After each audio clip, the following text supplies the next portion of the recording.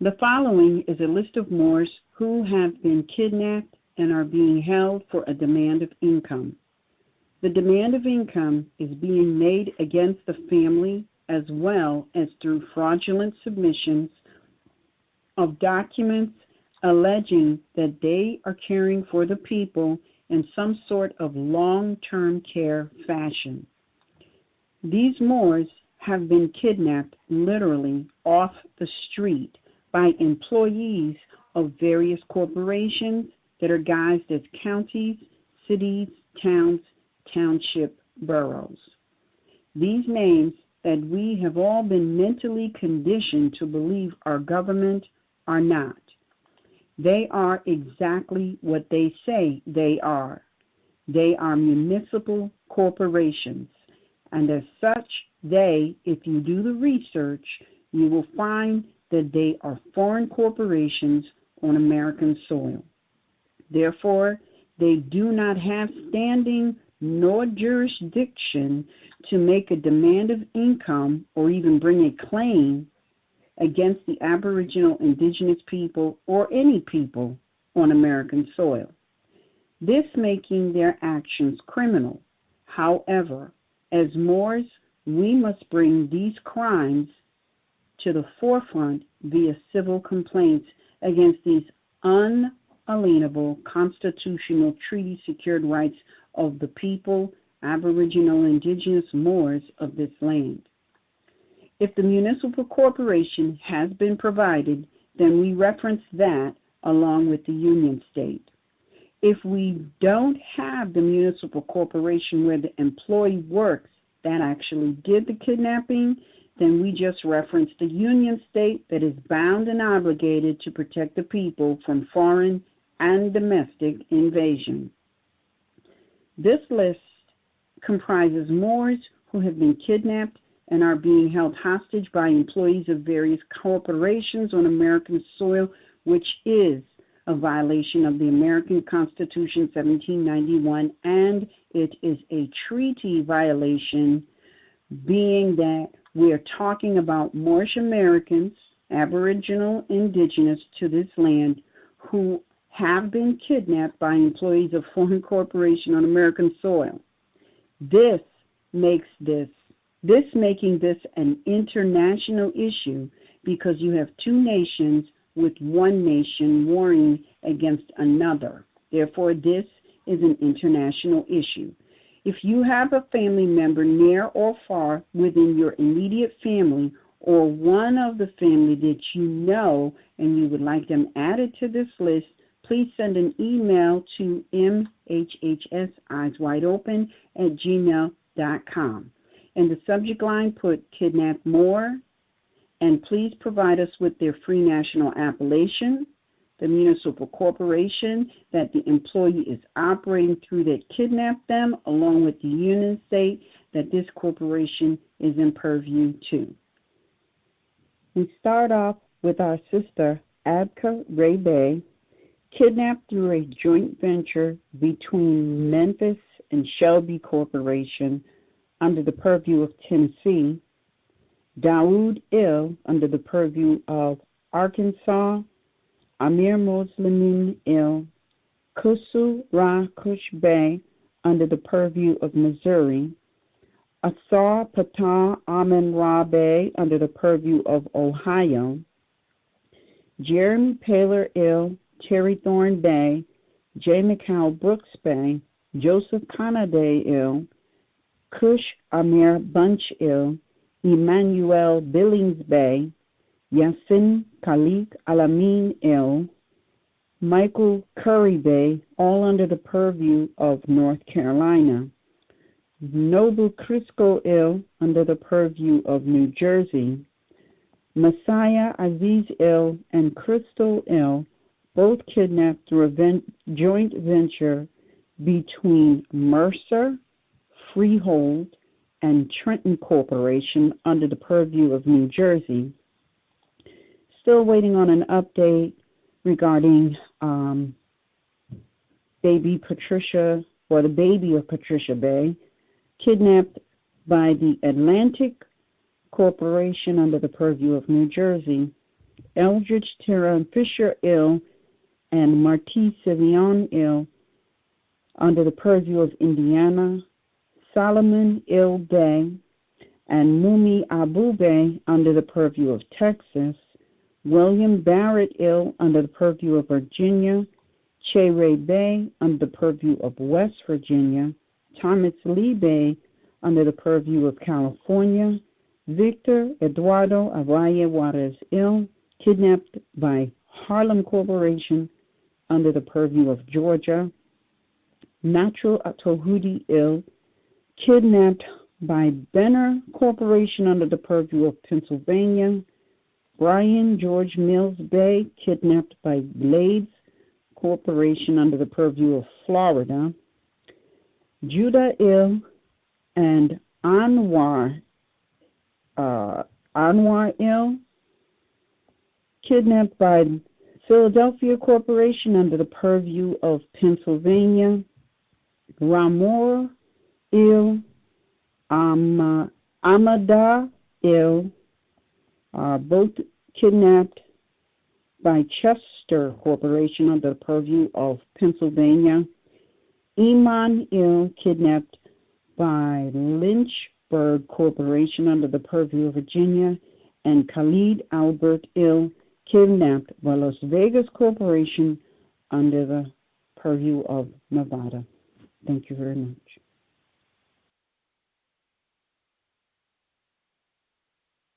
All right, Islam, and welcome to MHHS Eyes Wide Open. This is your host, Hannah E. Phil, along with my co-host, Ms. Raheem Phil, who's not pressed one yet. Oh, there he is. Islam, pardon me, Hannah E. I forgot to press uno again. But, I just, all right. Yeah, I wanted to let you know it's good because I know we all back and the cipher is complete.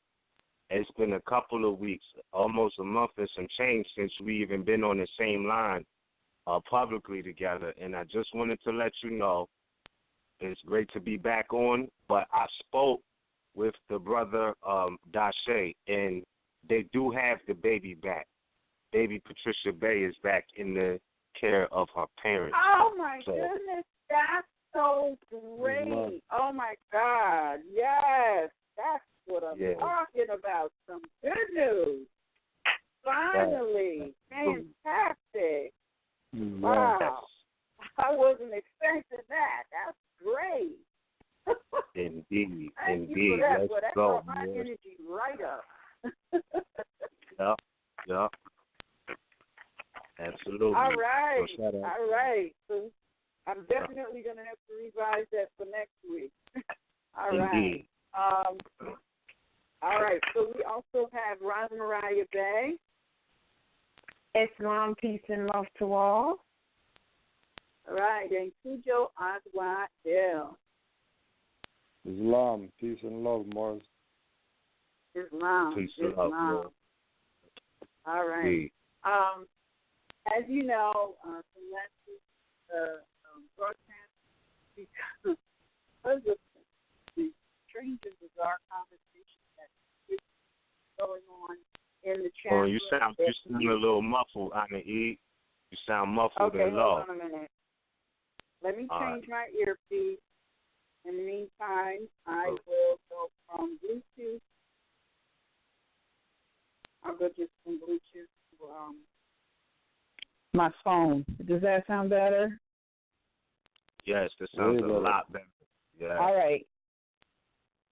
All right. So, as you know from last week's broadcast, we no longer open the chat room because it seems as though there's a lot of distracting conversation going on in the chat room. And, we actually got I don't even know what to call the communication from somebody who's very irate because they weren't able to have the type of conversation they wanted to have separate from the broadcast in the chat room because on that particular day there was, actually it was that particular Tuesday, there was some kind of a malfunction and the chat room didn't open. So we realized that there's some distracting conversation going on in the chat room that has nothing to do with the broadcast or the subject matter of the broadcast. So we made an executive decision to just no longer open the chat room because we would rather people pay attention to the information that's being given rather than be distracted by sidebar conversations that are going on in the chat room. I am trusting everyone will be in agreement with that decision. So I want to go on to say, peace and love to the various families listening around the world. There are various corporations that have been mentally conditioned in our brains, to be perceived as landmasses when they're really corporations. So, importance of Moors around the world near the corporate construct known as Great Britain, Islam, to the Moors out there. So much for listening. Let's see. We have a Moors listening over near the corporate construct known as South Africa, Japan, the Netherlands, Islam Brother Albastat, the Philippines. Surprisingly, near the corporate construct known as France, Islam to the Moors listening over there near France. Near Mexico, near Venezuela, near Brazil, near Trinidad, near Barbados, near Jamaica, near Panama, near Cuba, and Islam to the families around the world that we have yet to connect with. It's great that we really are seeing worldwide with our family, and where we're actually getting information or out to people that we're not within traveling distance or touching distance or walking distance.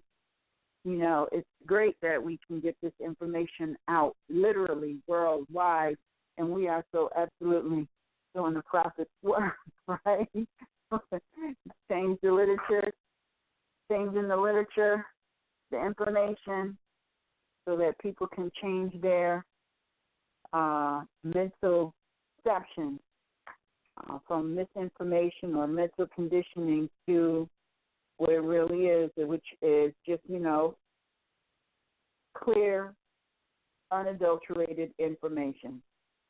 So with that said, before we get into our subject matter of today, which didn't appear to have updated, oh my goodness, I thought it updated, but I guess it didn't update. How about that? Interesting. Before I get into the subject matter of today's broadcast, just want to let everyone know tomorrow is the fourth Wednesday of the month, and as you know, usually what we do is we read from our book, White Cargo. And it's been most informative, even though I haven't been able to list. I haven't been, facilitating the reading. I have been, actually listening with one ear, so to speak. Nonetheless, but what we're going to do instead of doing the reading tomorrow, what we're going to do is upload the lecture that Ras Mariah presented this past Friday at what is it called? At House of Ram. Thank you, House of Ram, near Delaware.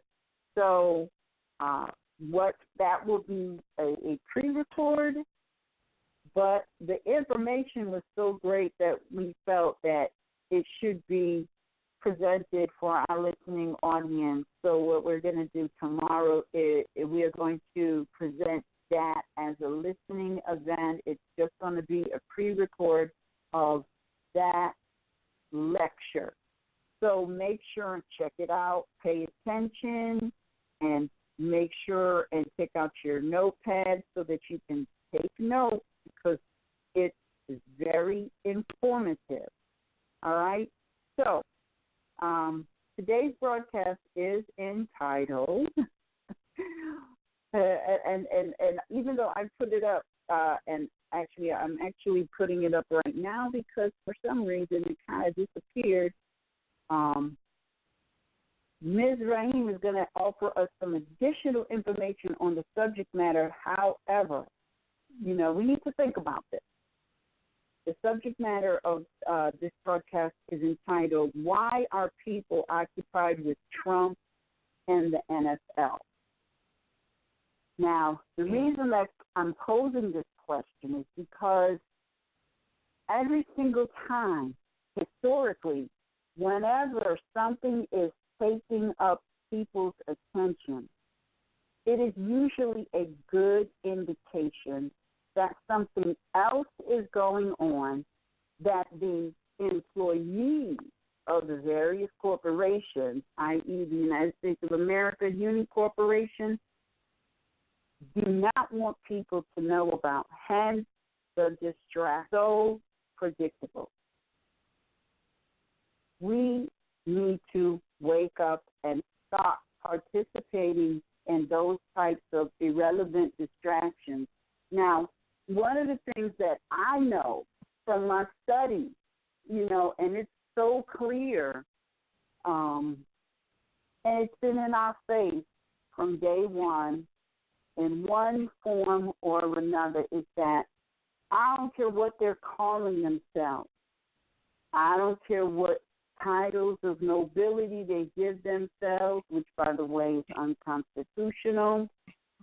It doesn't matter how much Federal Reserve notes they pay themselves on a yearly basis. Doesn't matter what they claim or presume and allege to claim. None of this matters, because at the beginning and the end of the day, people, Moors as well as those other visitors that are here, this is what you need to get. You need to get that you're simply dealing with employees of a corporation. Everybody is so, they have this spotlight on Trump. Trump is nothing more than an employee of a corporation. That's it. That's all he is. No matter where you look, all of these mayors of these other corporations, other corporations, they give themselves the title of nobility of mayor. Mayor is nothing more than an employee of a corporation. That's it. That's all he is. So what we need to do, people, is we need to be looking at these employees of these various corporations, and we need to be asking ourselves, who the heck are they really? And what is their relevance in our lives? What exactly is their relevance in our lives? Because if we don't comprehend, and I'm saying this for people to really wake up, people, I don't care if you're a declared Moor, an undeclared Moor, a modern European, which is an immigrant, all right? I don't care who you are on this North American continent. This land is for everybody. No one has the right to restrict anyone traveling on these lands. If you don't want somebody entering your corporation, that's one thing that's debatable still, because your corporation is still a guest on American soil. That's debatable still. But no one has the right to restrict no employee of any corporation has the right to restrict any human being, activity, movement, anything. The only reason it happens is because we are so distracted with all kinds of foolishness to the point where we don't enforce the supreme law of this land, which is the Constitution.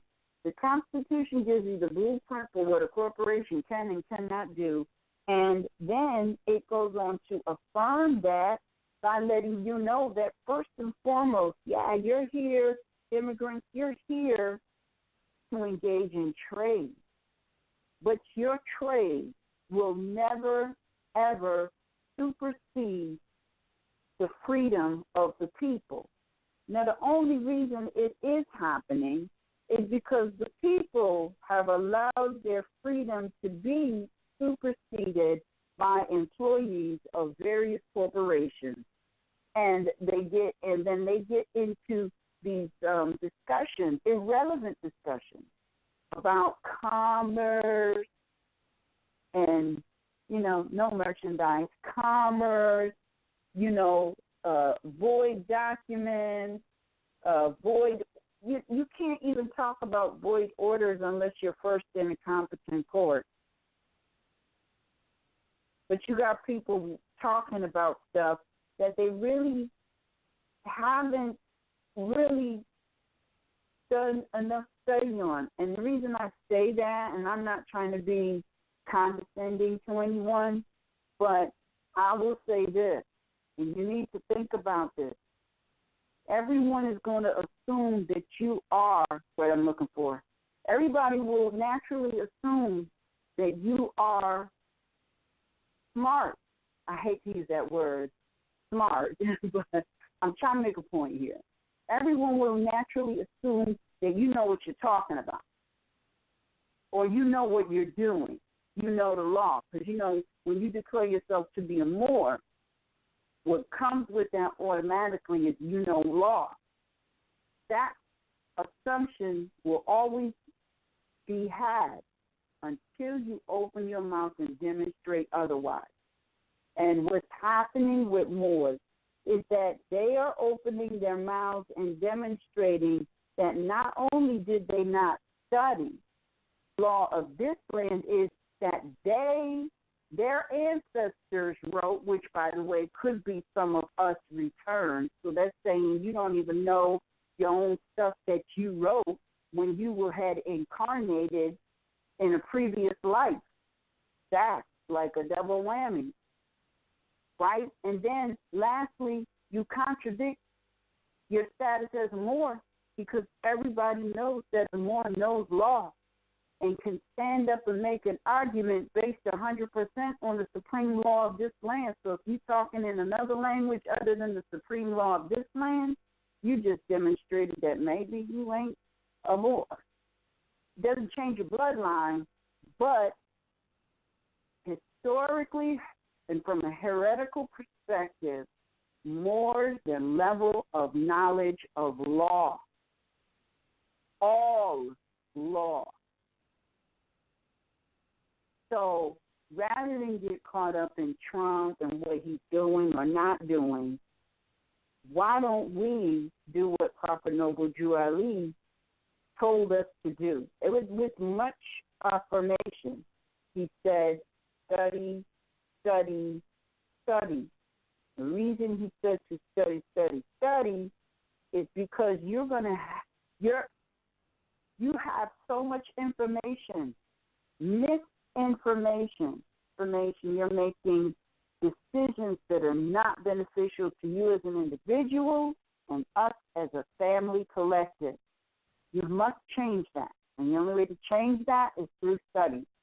And if you don't want to study, then maybe you're not necessarily about family unity, because that's the only way we as a family is going to unite individually and collectively. So with that, I yield the floor. Islam. Now, I definitely wanted to touch on that, but definitely something else I wanted to say, like real brief, correlating back to beginning of this broadcast and the fact that the family got their child back. And this message is specifically for our sisters and mothers out there, you know, who may be dealing with their freedom and these Europeans trying to snatch the coat type of thing. Specifically when it comes to their children, like, because I've been in contact with some sisters who are going through the same thing, and sometimes I don't know what to say. Like, personally, I don't have any children. I haven't had to fight any of those fights personally experienced in that, though I do know the law. But one thing I wanted to say, you know what I mean, and I hope this resonates in perpetuity for any sister, you know, who has to deal with that fight for whatever reason, that look, sometimes you have to look back to your ancestors for the answers, because there's nothing you're dealing with now that hasn't already been dealt with. Bottom line, it just is not. So my suggestion, you know, as far as sisters that may have to deal with that situation, and even if they don't, you know, please look to, you know, because, like, we look to ancestors for inspiration, you know, and we give thanks to the Most High for having had sent, you know, angelic beings to the earth for the impact on humanity, such as your Noble Drew Ali's, Marcus Garvey's, and many other great women. But one that I want to point out specifically, because she did deal with this issue directly of having her children taken, is Sojourner Truth. Like, with the bottom lines of your life, please study this sister. This was a Moorish sister, all right, who did everything we're doing today. She got in her proper person. She cast off the slave appellation and corrected her name. I mean, she did. She corrected her quote-unquote name, you know, identity or status from a slave appellation to Sojourner Truth, all right? So she got in her proper person. They took her children, but after her getting in her proper person, she got them back, and we're talking 1800s. So all I'm saying is, if she could do that back then, you should, like, sisters, y'all can do it now. Mothers, y'all can do that now.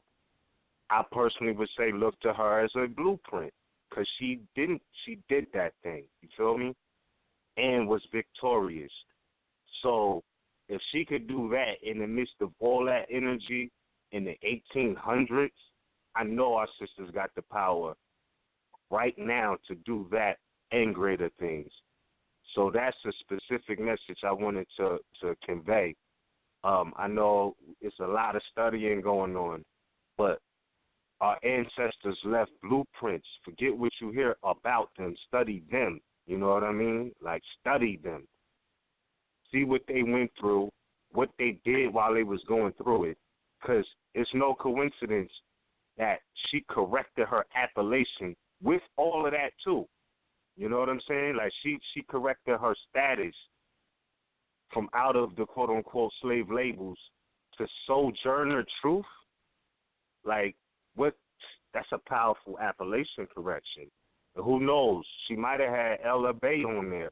They might not tell everything, but the principles that you'll see blueprinted out, she did that thing. You know what I mean? And y'all can do that too.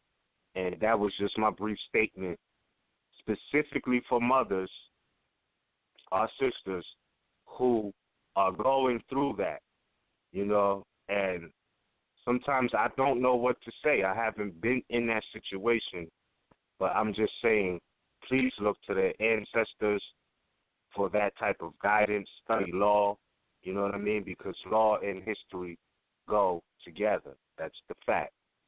So Sojourner Truth, and even brothers, like, she's worthy of a study.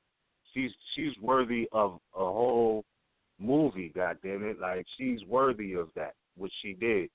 Because it's like, here we are, 2 centuries later, we in 2 centuries after she was here, dealing with the same thing. They can't figure it out. And I'm like, look, they figured this out already. We just need to get in alignment with what was already done. All right? So they wasn't playing no games. They didn't take that, being subservient with your head down, looking at your toes, persona or mentality. They didn't accept that. You know what I mean? They didn't accept, this was just the way it is because the pilgrims are in rule right now. So let me go ahead and acquiesce and be this way because this is what it is.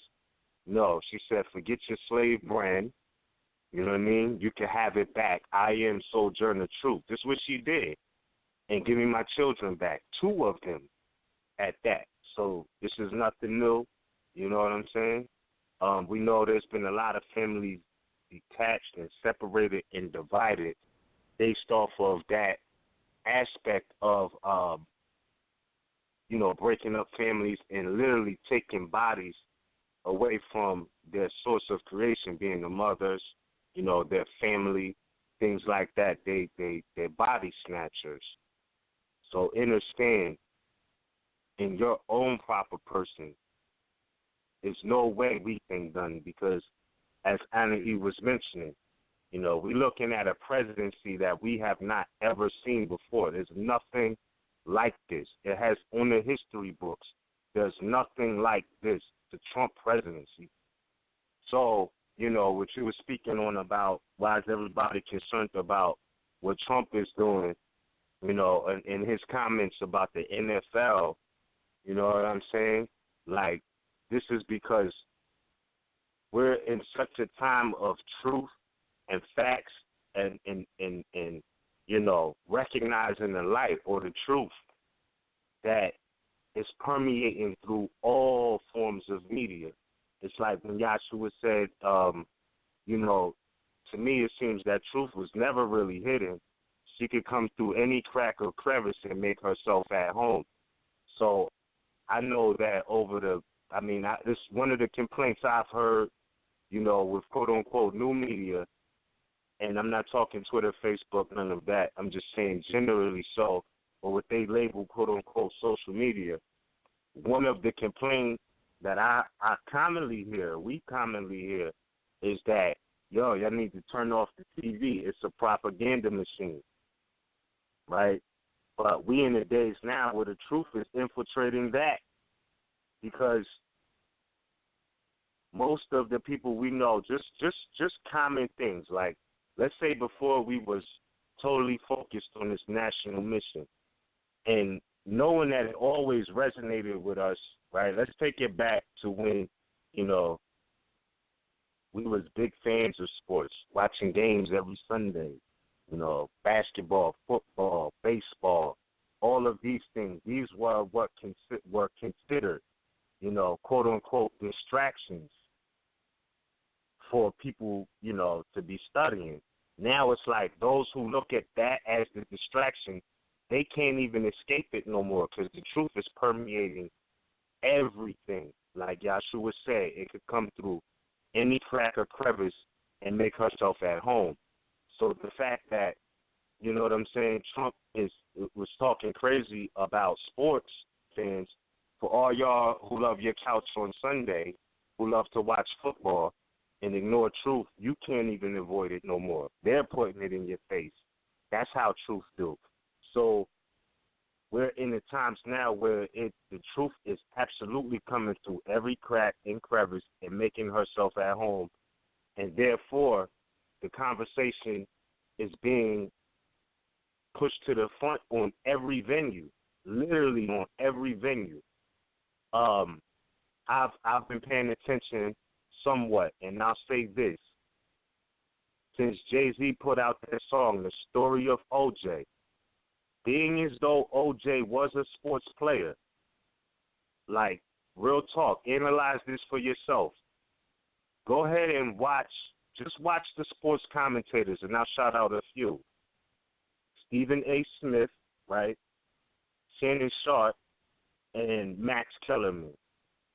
Since that happened, they've been freely speaking about quote unquote race problems, even though you have to give that credit somewhat back to Colin Kaepernick for taking a knee. Even though he couldn't do everything, he was like, look, if I could bring any attention, and remind you, this man was wearing the number 7, Moors, but nonetheless, for whatever he could do, he brought attention to that at the expense of even being blackballed from the NFL.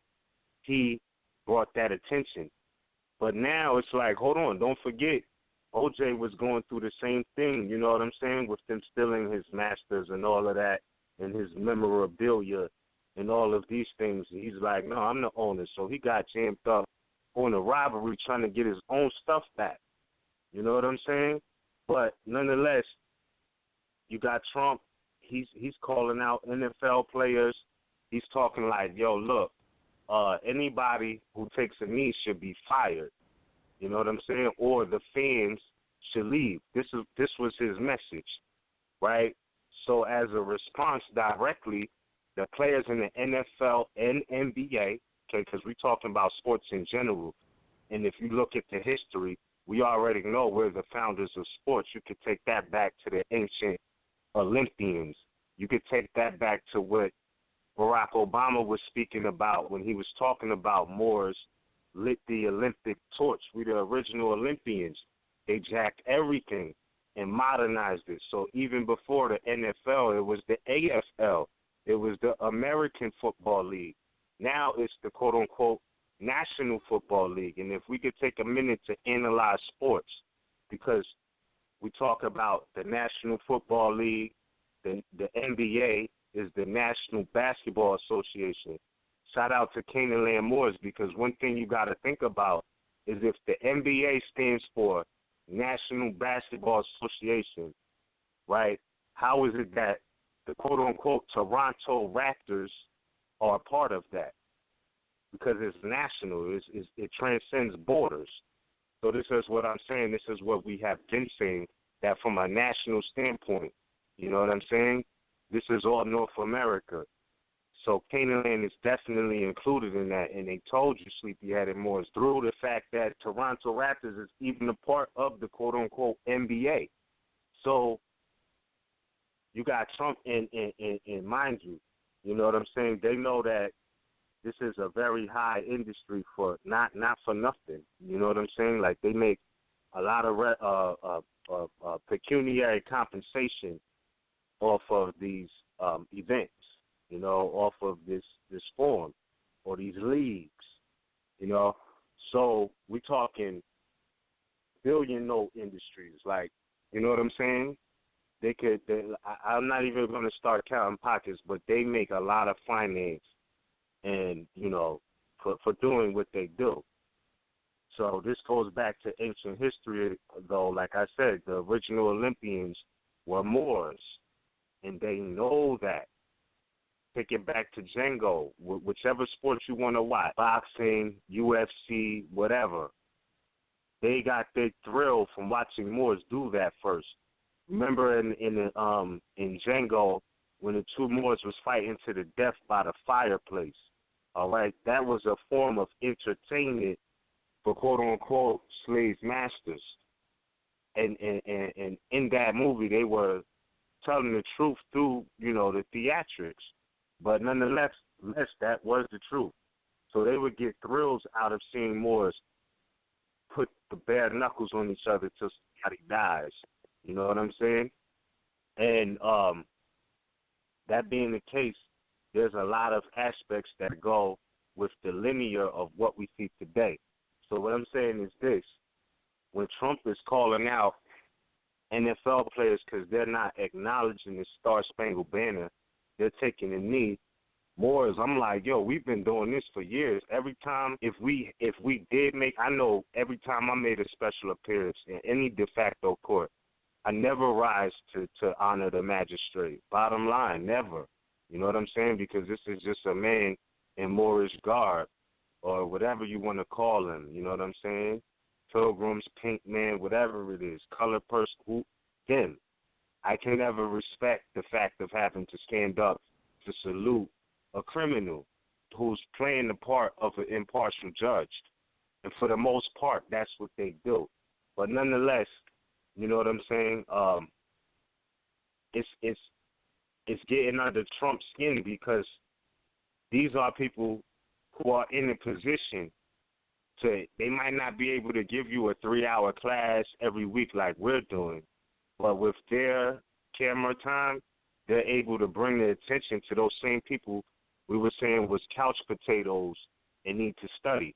They can't run from the fact that it's a problem no more. Their form of entertainment or entertainers or, spectacles, however you want to look at them, are putting it in their face now by default. And this is why. Because whenever you got, quote unquote, in sports, the champions, like whoever wins the championship, they get the invite to the White House. Why is that?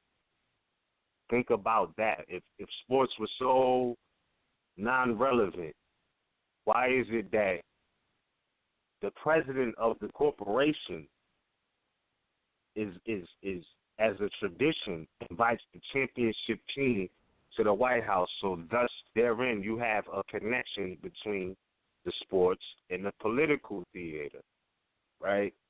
That is a fact. So what has been happening, and if it wasn't, because you can look at the different names of teams. Just for example, the Philadelphia 76ers. Why is that? Because of all of the documents that were manifested in so-called Philadelphia in 1776. You got your 76ers, Philadelphia, okay? San Francisco 49ers. We already know what's up with that. You know what I'm saying? So you see that in New England Patriots, the Patriarchs, you know what I'm saying? All of that is New England, right? Because they could have said, the Massachusetts. They could have said Vermont, Maine. They just like, look, this whole area, this is a football team, so this whole area we colonized called the quote-unquote New England Patriots. So you see that these teams reflect either natural animals or, you know what I'm saying, political European figures, even down to the Boston Celtics or Celtics, and go back and read the definition of free white persons for further clarity, right? But nonetheless, there's a connection there between quote-unquote sports, law, and history. You know what I'm saying? Because they're dealing with math. Also, watch the Donald Duck and Math Magic land, because they're giving you the science in there, too, about ball, baseball, the diamond, billiards or pool. They're letting you know that these are sciences based off of math, right? Which we know is still interrelated to law, because length, angle, width. So they're dealing with some sciences, some physics, period. They have doctors available that are the top physicians that a lot of people don't have access to. That's why people get torn ACLs and whatnot and be back in the full swing of things a year or two later. They're dealing with high sciences. They got supreme qualified studiers or knowers within their structure. So this is why players are able to recover and bounce back from a lot of hefty injuries. But pardon me, I don't want to miss the point about Trump and what's going on right now, because this is all interrelated to the fact that he invited the quote-unquote Golden State Warriors to come to the White House, and they declined. They said, no way. You know what I mean? Just off the strength that they don't even like, they don't like what Trump is representing. They can't even deny it. Yeah, you know, we used to refer to them, especially, you know, people who just don't accept nothing. They like, oh, I mean, the reality is, look, they $40 million slaves, etc. You know what I'm saying? Hold on, but something else I wanted to point out, too. The shout out to Shannon Sharp, who hosts on, I think it's called Shannon and Skip or Skip and Shannon. You could Google it, but him and Skip Bayless, they co-host together. And Shannon Sharp been going in.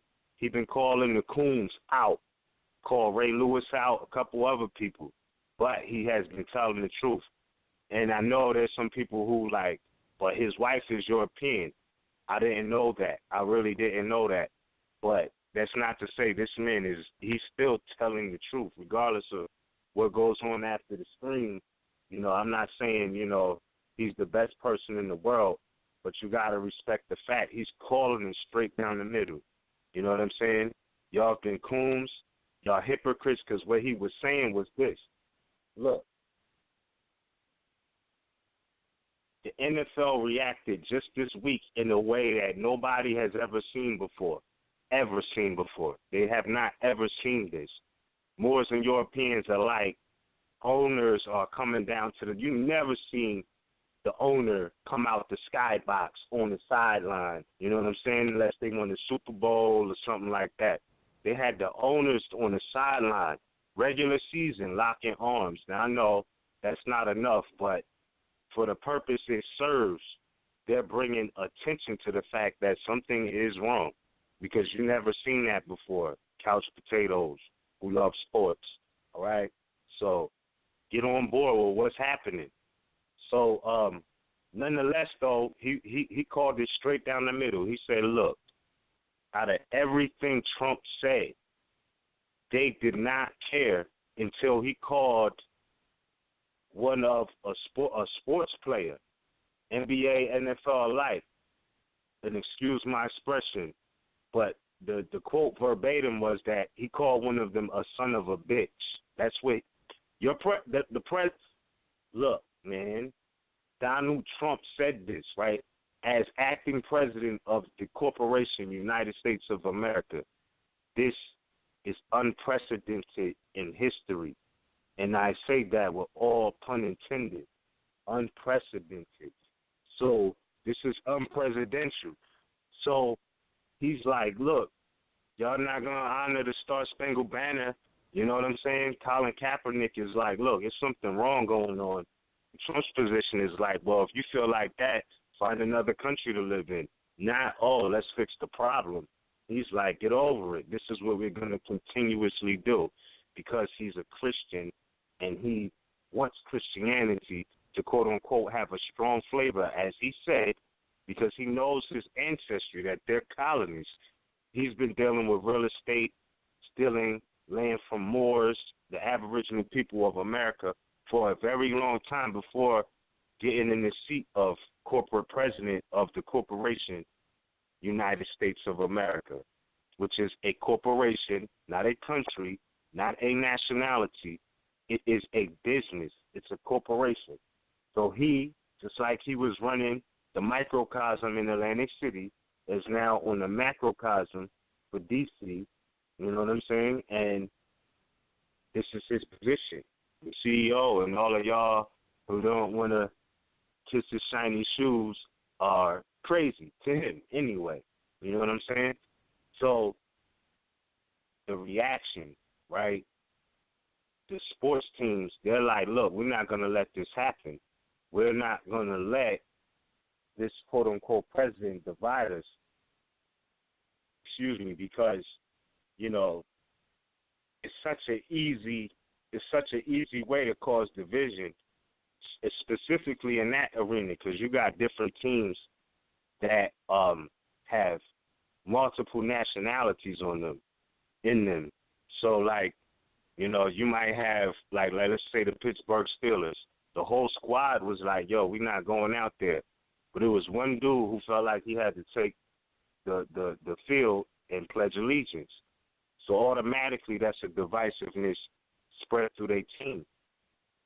But look, this is a dude from a different background. He's a European, and his mentality might be like, look, my father, my grandfather shed blood, you know what I'm saying, and took and you know what I mean, caused blood to be shed for us to even be in this position, you know what I mean? So they're looking at this different ways, even though they're on the same team.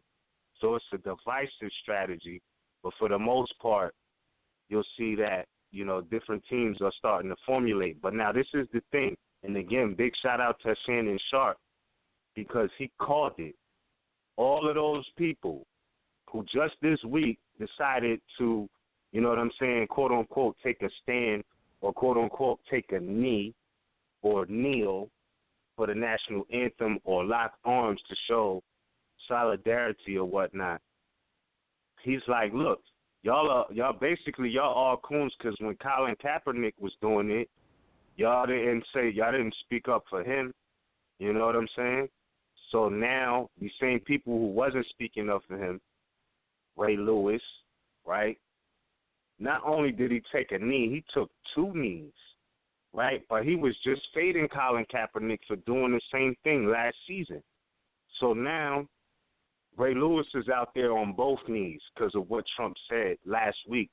So as Shannon Sharp pointed out, it wasn't the fact that Trump said, you know, he likes to grab him right in the sacred yoni, you know what I'm saying? It's not the fact that, you know, he wants to ban Muslims or any of that. It's the fact that he referenced sports players, called them out, and referred to one of them as a son of a bitch, excuse my expression, but this is what the quote-unquote 45th President of the United States of America, Donald Trump, said. Not the President of America, the corporation operating in Moor's ancestral state, North America.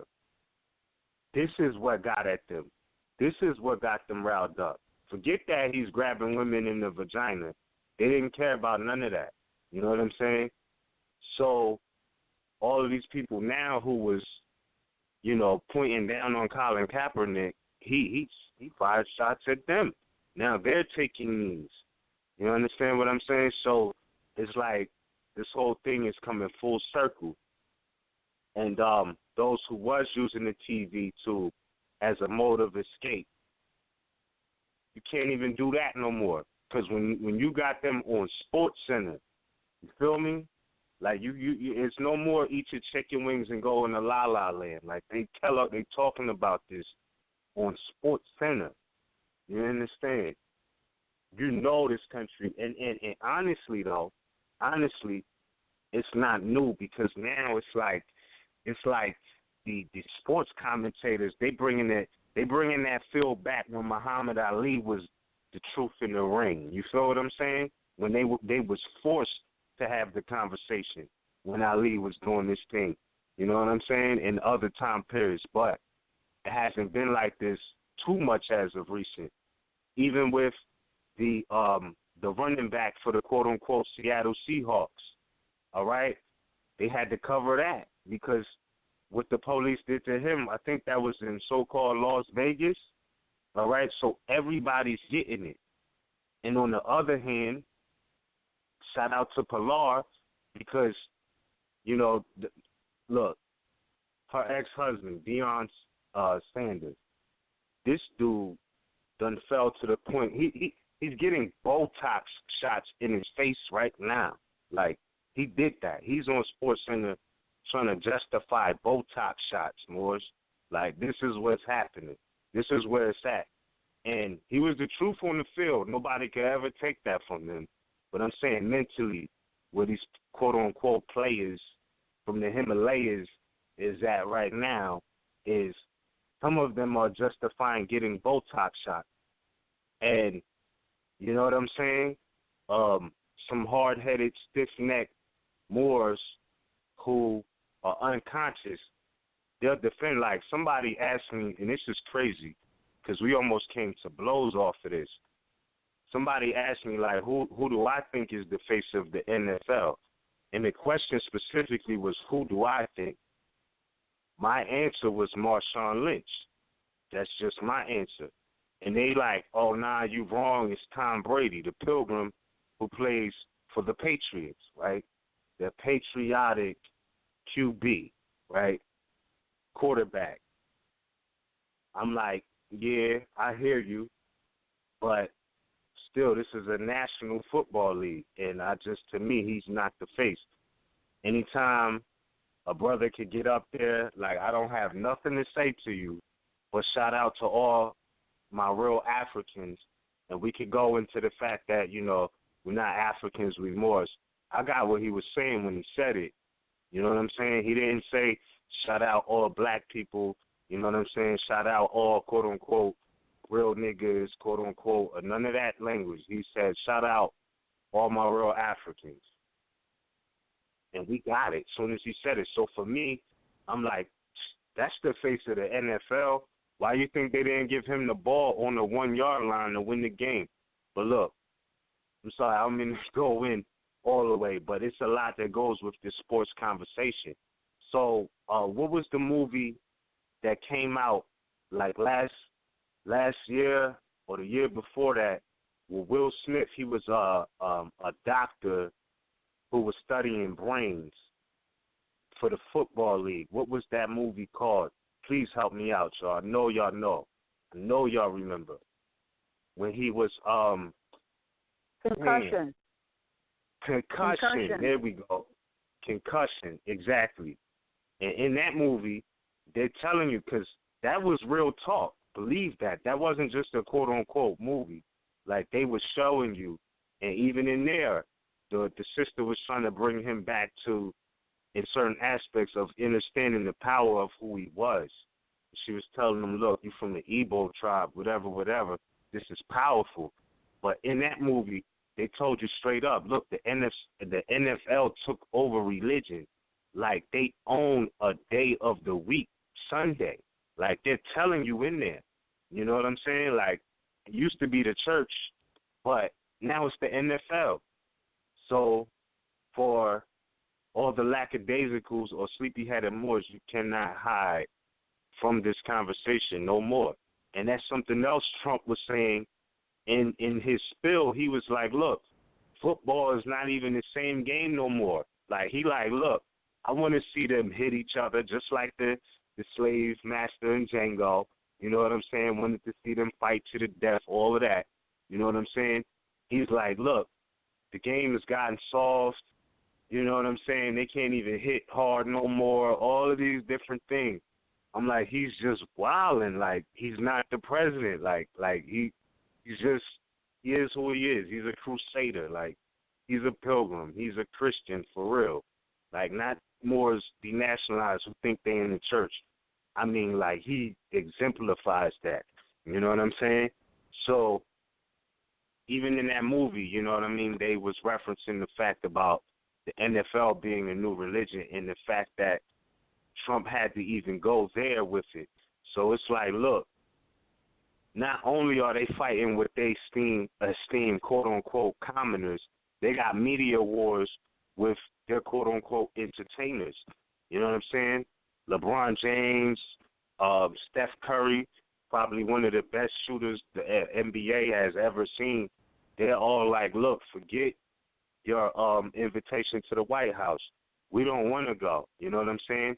You got even Europeans speaking out against Trump now, you know, a part of these high financial institutions in these different leagues or associations, National Basketball Association, National Football League.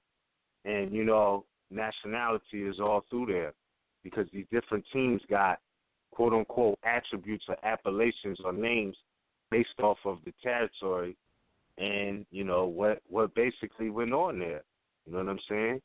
So you could take it from coast to coast and there's a significance in every one of those team names. So, yeah, I mean, I think that this coming up, you know, Trump, I mean, I can't say it's doing enough, you know, as far as the sports league. However, it is opening up a much-needed conversation to put in its proper light, because let's look at the history of why this would even be important to him. So, like, he wants to invite the quote-unquote champions, and the champions are like, keep your invitation. You feel me?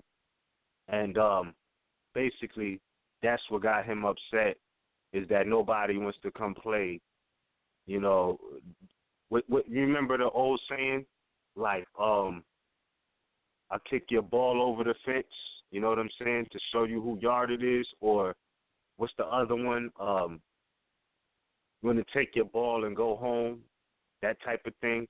This is what's happening with Trump right now. Like, you know what I'm saying? He's going through that because he's not being totally accepted by the sports world.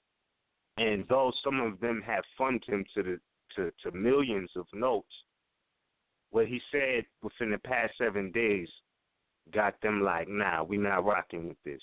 Not just one player, not just one sports, like through multiple leagues, NBA, NFL, etc. So some of the only teams that are speaking up like, we're going to go to the White House anyway, is the quote-unquote hockey teams. But like Chris Rock said, as soon as they make a heated hockey ring, we're going to take that over too. So there's a lot of pilgrims in those sports. And even that, even within that, Moor's really invented hockey. When the seasons changed and certain beds of ice would freeze over, Moor's was getting loose. You know what I'm saying? Dealing with different aspects of physics,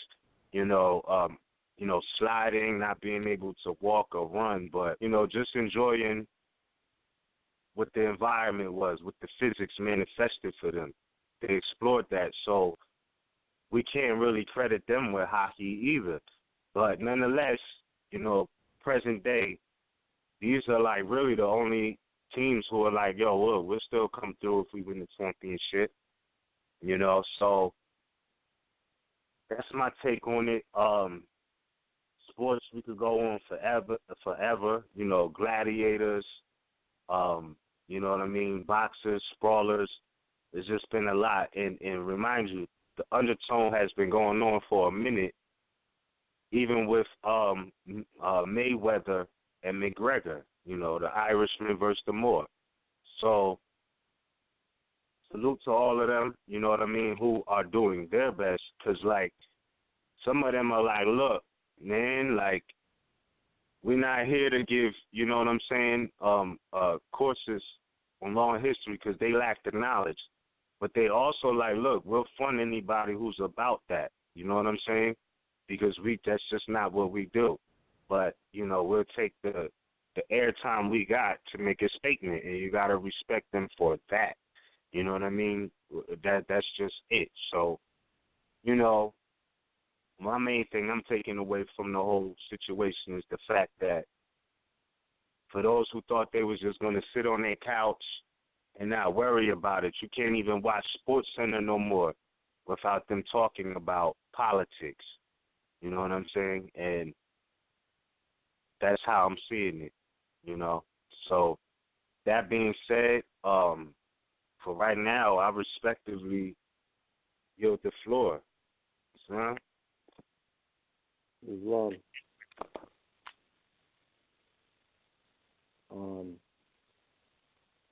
One thing also to consider with regard to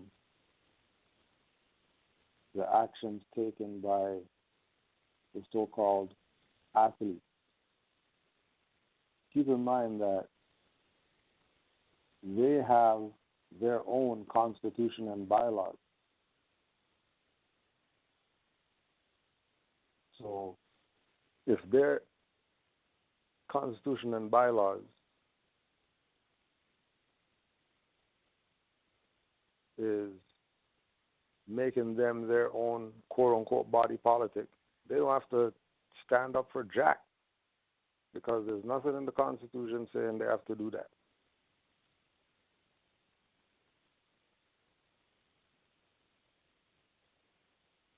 But the other side of it is, are you really, if the play is to not show allegiance, if the play is not to show allegiance, then why are they still U.S. citizens? Why don't they sever their allegiance to African American? Why don't they sever their allegiance to black? Again, like we're saying, we're looking at two corporate jurisdictions talking about national affairs, and people are taking them serious. There's two corporate jurisdictions talking about flags and what it's really a banner, and anthem, national anthem when they're a corporation. So how are they going to have a national anthem if they're a corporation? You know, just like, you know, how are you going to say, stand, here comes the judge, when this is not a court? What do you mean, stand for the judge? It goes back again to the thing of it being a distraction.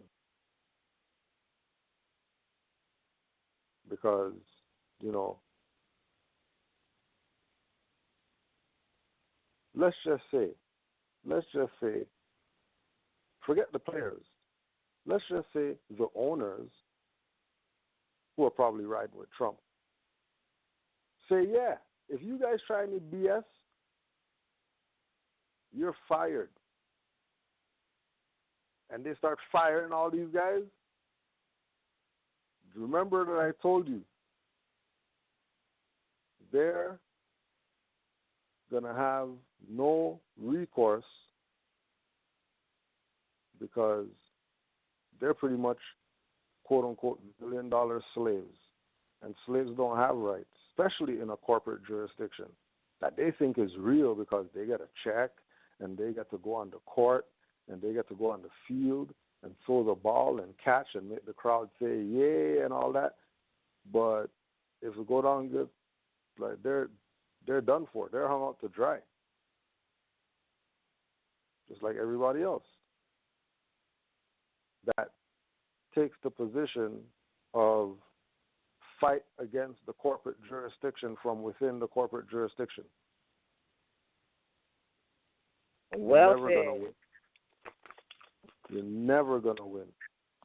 You're never going to get kidnapped and win from the kidnapped position.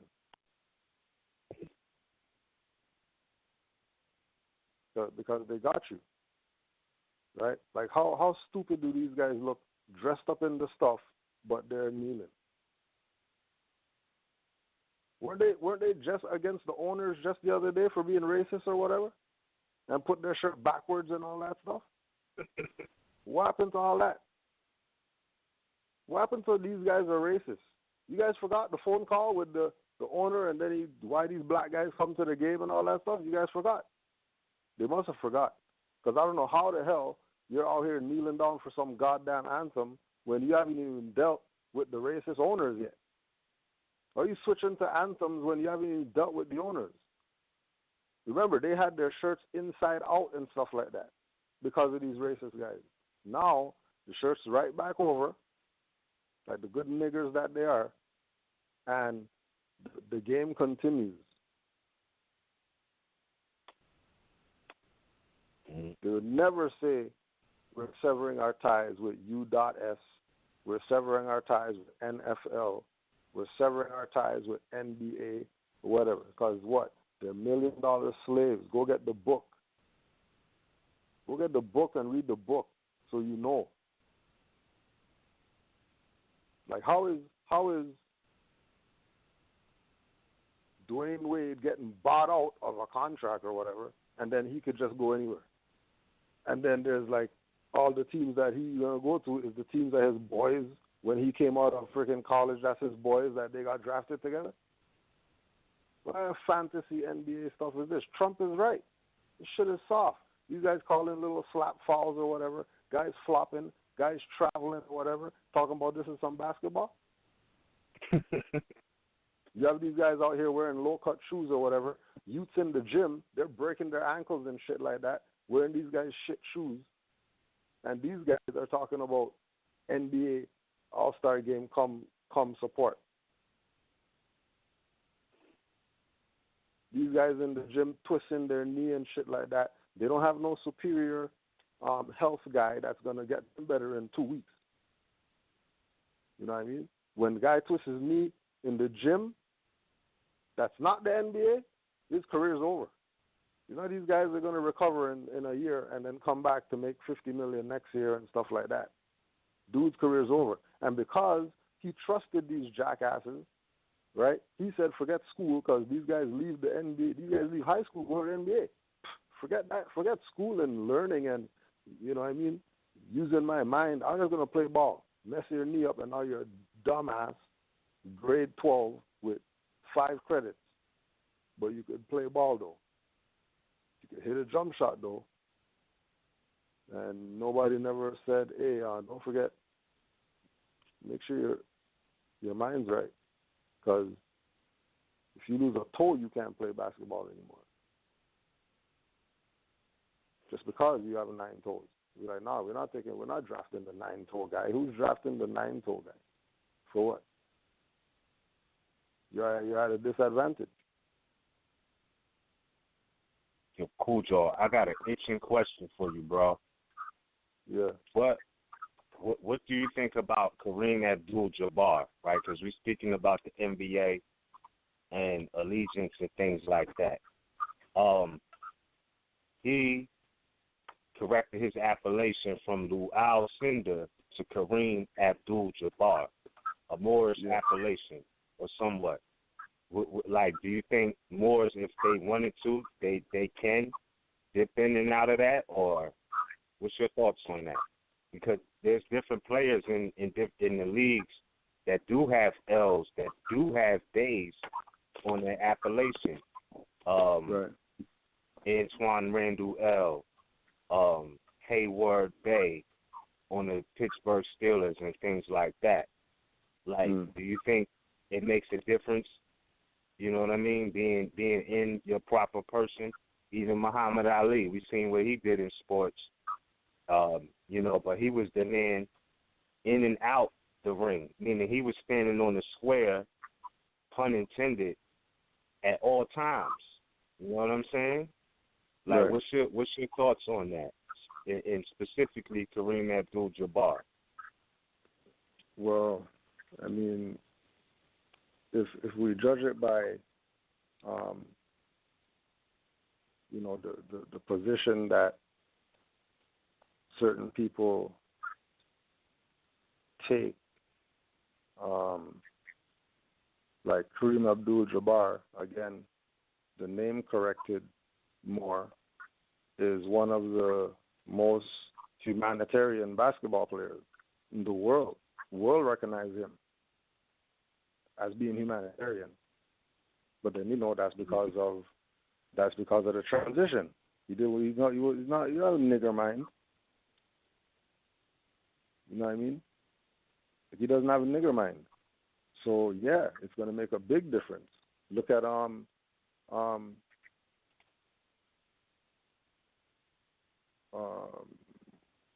Mahmoud, Chris Jackson. He corrected his name.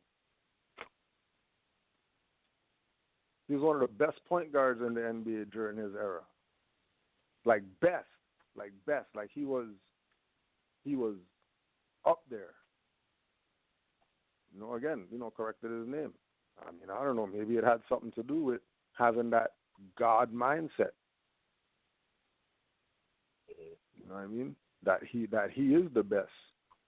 What do you mean you guys talking about other people in the league like they're the best? You know who I am? Allah sent me to play in the NBA.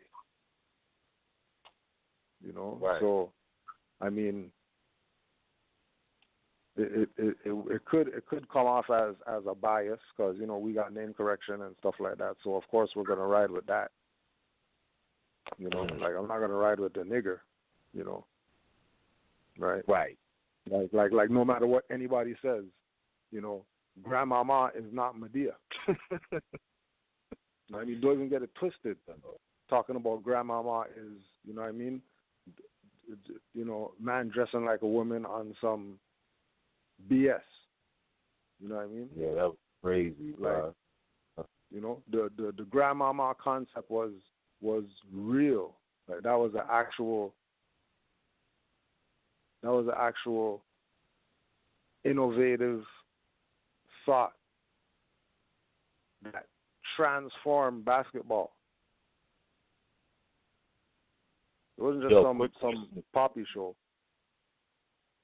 No fault. I really don't want to cut your thought, but I had two more questions. Didn't Grandmama predate Dennis Rodman? Oh, yeah. Right? Because, like, with the shit he was doing, I mean, he took it to a whole nother level. Like, yeah. Oh, yeah. No, most definite. Okay. So that was them trying to, you know what I mean, lay out the red carpet for that imagery, because he was doing some things that were highly questionable as far as his integrity and manhood.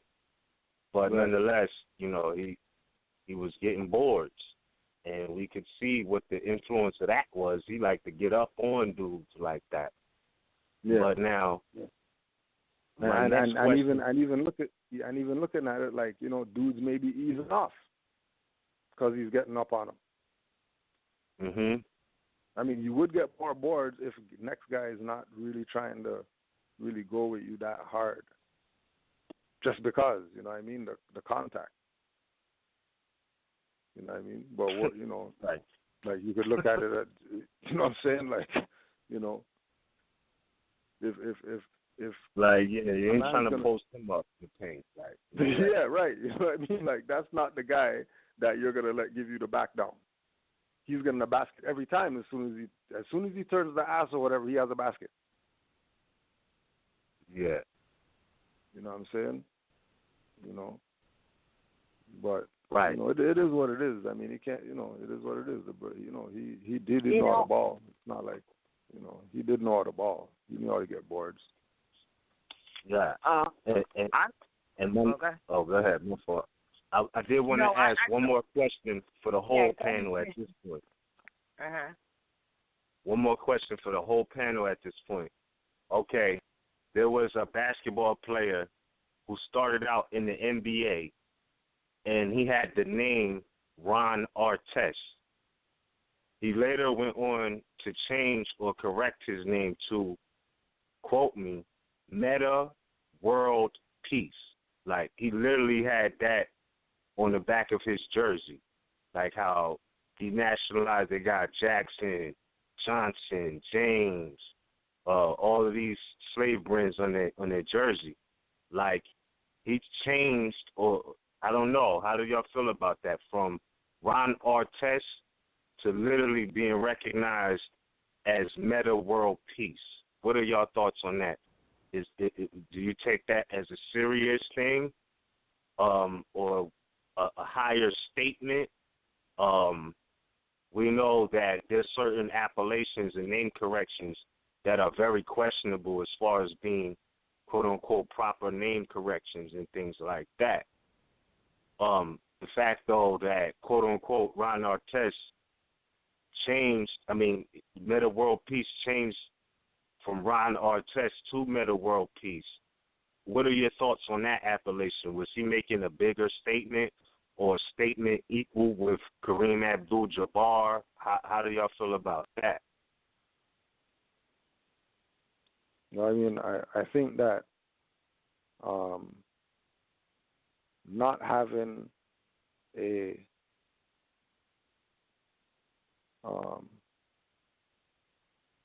a religious or national reason for the name change is useless. Like, you were just doing it just to, you know, like what's the purpose? You know what I mean? And, you know, like, why that? Like, what is that? If you're gonna change to something, you're gonna change to something that's gonna lead you somewhere. I mean, Right. you know, like it has to be for you know, for some type of purpose. Like, you're not just gonna do that just because you feel like it. You know, so I don't know the story behind why he did it, but Mm-hmm. I don't see that as any name correction like that. Like, I see that more, or let me say, I see people like can't remember brother's name, but ex-relation Chris Jackson, Muhammad Ali, Kareem Abdul-Jabbar. Like, there was a deeper meaning to them changing it than just on the back of a jersey. Right. You Right. know? Like there was a political motive behind them doing it. Indeed. That you know, even later you can see the repercussions from them doing it. Like, you know, like man getting kicked out the league for the same thing, not wanting to stand up for anthems. Like, he's the founder of that. Who's that? Say that again. In sports, let me just get this brother's name because it's killing me right now. He was the man that was doing that in the NBA because he was Muslim. Mm-hmm. Like, forget you guys' anthem. Right. Mahmoud Abdul Rauf, right, got kicked out for standing up. And, you know, he didn't care. He had Islam. He didn't care about no NBA. NBA when I got Islam. So kick out wasn't no big deal. You know. But, yeah, get his book. He wrote about it. He got stuff on it, talking about the whole stuff, talking about everything. You know. Right. Absolutely. Absolutely. So yeah, one more thing before we continue. I was thinking about meta world peace, right? And the transition from Ron Artest to meta world peace. And the fact that, you know, because some people do, like, they'll do the numerology on the appellation. But sometimes people make changes when they, like, for their own quote-unquote personal or spiritual growth, when they overcome something. Example, Kobe Bryant, right? A couple years ago, I think it was a European chick tried to accuse him of rape. And he didn't change his name, but he changed his number from number 8 to 24.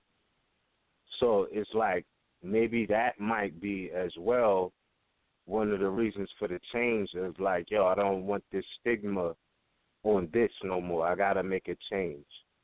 And I don't know if that was what inspired Meta World Peace, because remember, he used to get it in. You know what I mean? NBA brawls and all that. I forgot what it was, Indiana Pacers and the Detroit Pistons. Like, they was getting it in, you feel me? Like, this is crazy. Yeah, you feel me? So maybe he did realize he might have had, and I'm not judging this man, but it maybe he was like, yo, look, I got to control my temper. He got to that point and corrected, you know, the invocation of his attention or quote-unquote name. You know what I'm saying? So, I don't know. But again, but again, too, it's like, you know, guilty by association. He's Queensbridge, and Nas and Prodigy and all them know. So you can't play like just some random stuff. They came up in Ansar Allah and all that. So you can't tell me that you like you don't know that it's bigger than just saying that. Just do the correction. You know what I mean? You know, like he automatically, you know, he gets a Queensbridge pass just because, you know what I mean, Bruce Crew and all that. So it ain't even, he gets a pass. But we know that he has to know more based on his associates. Mm-hmm. You know what I mean? Like, for example, based on the associates of Cassius Clay, he said Muhammad Ali. Exactly. You know what I mean? And lived it out, though. Like, he lived out his appellation correction. Like, when he corrected, like, he wasn't just saying, I'm Muhammad Ali. Like, he showed and proved, and you know what those words mean. Like, so he held it down, like, for sure. You know? He wasn't some quote-unquote nigger in the boxing ring. Feel me? Like, he was about that life for real, in and out the ring. Like I said, pun intended, the boxing ring is a square. He was standing his square in and out the ring. You know what I'm saying? So, I mean, I see it like that. And a lot of the commentators, they have not been speaking like how the sports commentators at that. This conversation has not been on the table like it has been ever since those times, you know what I mean, of Muhammad Ali. And they talking about the wars and the draft and, you know, not going to the draft. Anything political, you hardly ever hear them speak about that until years of recent. And specifically over this summer, feel me, even the European boy, Max Kellerman, he be holding his own with Stephen A. Smith. So I'm like, you know, I love the conversation. I'm like, if I, like, because I'm not a quote unquote big sports fan like that, but I do know the origins have national ties, you know what I'm saying? And if I turn on or if I watch a Sports Center clip or video and they're talking like that, I love it. I'm like, have the conversation. Let's go. You feel me? Like, so I don't know, man. This is just I don't think there's been a presidency like this that's forcing everybody to react in one way or another. Everything you could think of, whether it's your you know what I'm saying, your morning show, whether it's your sports, you know what I'm saying, show, game, you know, commentary, like the conversation is nationally changing right now. You know what I mean? The narrative is being, you know, added on to in certain ways. You know, so I mean, I just see it as some interesting times we are in right now, because you can't drink your Heineken and just chill out no more. You got to hear something about something, you feel me, and watch the game under those conditions. So I don't know. I in certain aspects, I like where it's going, and I know it could always be added on to. It could be better, man. I wish every more in the NFL had a L or a Bay on the back of their jersey. You know what I'm saying? And who knows? It might come a day where you see more of that. I mean, they already in there, but nonetheless, you know what I'm saying? Shout out to the commentators, those in the media, because that's not the player's job really, but those who have to commentate and are not afraid at this point to have the conversation. And I noticed the change ASAP. I'm serious, just from my point of view. I might be wrong, but I noticed the change in the conversation after Jay-Z put out that story of OJ piece. I'm serious. And I know our skin is not black, quote unquote, but started a conversation or made it more publicly acceptable to be received. I think that did have an impact, you know, in certain aspects. So, yeah, I'm loving the conversation. But again, I'd like to add something to this conversation. Please do. As well. Yeah, you've made some very good points. I think the whole message is this, in a way. As we said, the USA it's a corporation. My feeling is that, you know, and it was also mentioned that these people are making all of this finance. So the question becomes, are they going to acquiesce to it because of the finance, and then it becomes something else. Because if anyone, no matter who they are, reserves all of their rights, no matter what the contract is, if they agree to it, then they agree to it. But is there anything, as Cujo said, in their contracts that say they have to acknowledge a banner? I know people, they say flag. The bigger thing is I think that all of this recognizing that this type of activity has never happened before in the presidency, and that all of these things are coming out. Maybe it's because it is for a message to the people to begin to truly see what it really is and what it really is not. So it's a good thing on one hand, because these are just corporations. And now with the NFL, and this is what I was thinking with the NFL, that's just another corporation as well.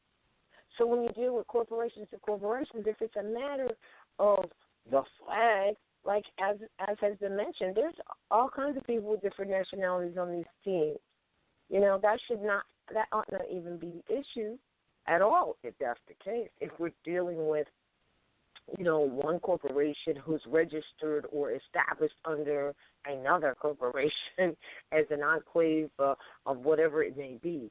So I think that all of this is coming out for us to really wake up and see what's happening, what's really happening in all of the arenas, you know, particularly and especially that of which we call government. Because all of this activity is happening. This isn't government. Government ought to protect and preserve your rights. And it's secure them, not, you know, ban you because you didn't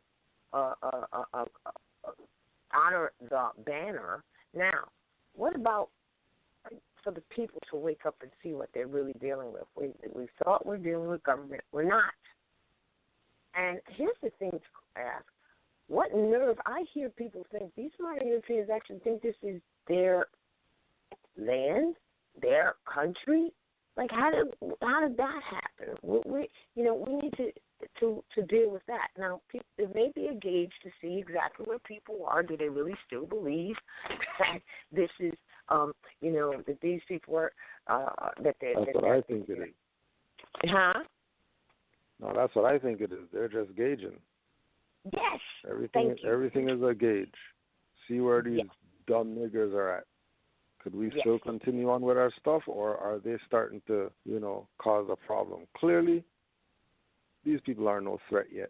So, get the barbecue ready and stuff like that. Set up the schedule, because we're gonna have a Super Bowl this year.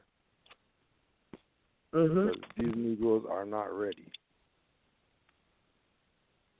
Exactly. They're not ready. If every so-called athlete on one of these national sports team, whatever, had the mindset of Stephon Marbury with regard to the league, things would be a lot better. You wouldn't be worrying about standing up for or sitting down or kneeling or whatever. Right. Because you would take yourself out of the jurisdiction and either go into one that's going to honor you and respect you and treat you like you deserve to be treated based on, what you're providing as far as, entertaining for the people and showing off your skills or whatever, or you're just $1 million nigger. Shut the hell up. I don't care if you kneel. He's still your president. I don't care if you don't go to the White House. He's still your president. Shut the hell up. What you talking about? That's not your president. How is that not your president when you're a U.S. citizen? What you talking about? That's the gauge. That's right. That's right. Like, you really think that you have some say because you're kneeling down on national TV or something like that? He's the president. He's the CEO. Yeah. You really think the person at the cashier is really going to do something that's going to affect the owner of McDonald's? That's going to make them stop and say, oh, wow, we got to do something about this because these guys, they're not taking them people serious. You know what I mean? Like, we know what's up. We can see, we are eyes wide open or whatever. But these people out here playing around in this thing, like it's an actual real thing going on, they don't even know they don't even know. They're putting the bombs underneath the seats and all that stuff right now. These people are playing. Think every single stadium is not a concentration camp. Oh, say that. Hold on. Say that because that's exactly what happened when Katrina hit them to that football field. Facts. Gauging again. Hey, we have nowhere to put you. We're just going to put you house you in a, stadium that's just sitting here empty. Oh, they're gonna implement martial law. What are you talking about? You guys, you didn't see Katrina? What do you mean gonna? Mm-hmm. What do you mean they're gonna drop Agenda 21? Like right. They're doing whatever it is that they're going to do to keep the people, especially Negro, black, colored people, away from their nationality, birthrights, and on everything else. That has nothing to do with nationality and birthrights. Their salvation has to do with nationality and birthrights, but they want slavery. They don't want salvation. If they wanted salvation, they'd be listening to, Muhammad Ali and Yasin Bey and everybody else who's been telling them that you better tie yourself to a nation and stop getting punked off by this colonizer. Afeni Shakur kicked UDOT's ass in some court, 400 charges or something like that. How you beat 400 charges with no lawyer as a black lady? But people missing it, right? Movie people, guy goes in a car, does a movie, whatever. In real life, crashes a car, dies. Guy goes in a music video, plays a little scene or whatever like that, and then the same thing that he did in the video plays out in real life, and you think that this is not serious out here? You think this is a joke out here? Okay. Let those people who think it's a joke keep joking. And those who are serious, make sure you have your stuff, get ready before you're made to get ready. Because we've been warned. We got divine warning and all that. Been telling us that stuff's about to kick off. Don't worry. It's 1920 right now. Don't worry. Stuff's going to kick off. Yeah, right. This guy's talking BS. They're going to be black Negroes and we're going to be colored African Americans and we're going to this or whatever. Right? Now you guys kneeling down for stuff. You're kneeling, but then I swear the black power people, the same people kneeling and all that stuff, I swear that they said when the slave master brought them over here and then they gave them the Bible and then when they started praying, that's when they took their head.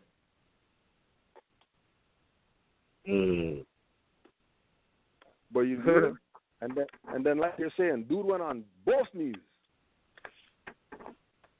Yo, that shit hurt my heart, Cool Joe, because I'm gonna keep it 1,000. Yo, as a football player, Ray Lewis was my dude. Like, I got family in the Baltimore area, and that was the team. And I'm like, man, he's a beast at the linebacker position. Like on the field, he's that guy.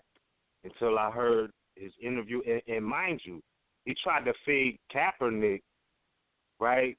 And because like Kaepernick could have got signed to the quote unquote Baltimore Ravens, right? But Ray Lewis was such a power figure for that organization. They asked him, and he fronted on Colin Kaepernick and tried to blame his girl.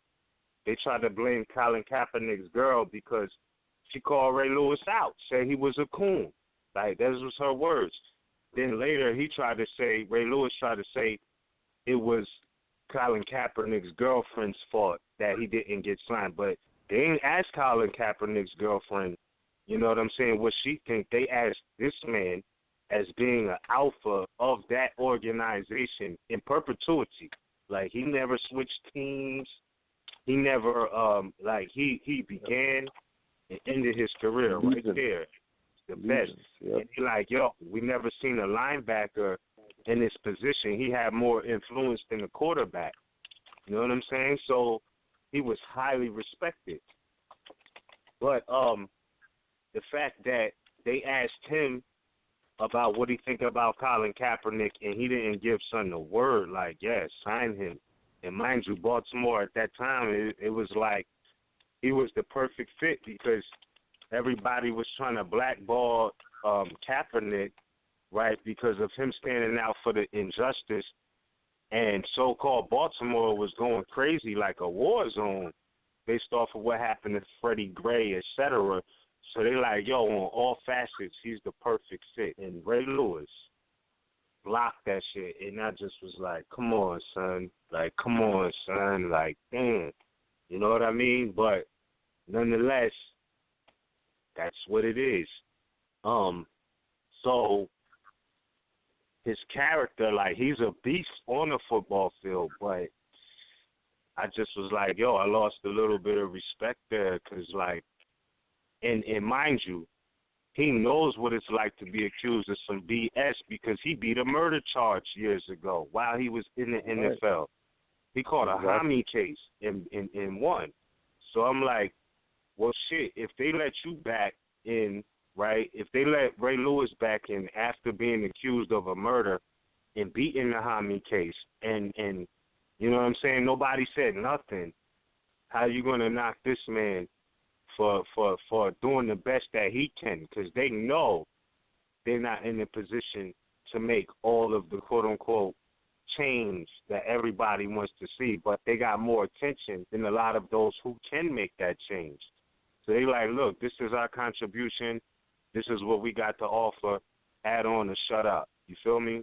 Like, add on, do what you're supposed to do if you know better, or just respect what we doing. Bottom line.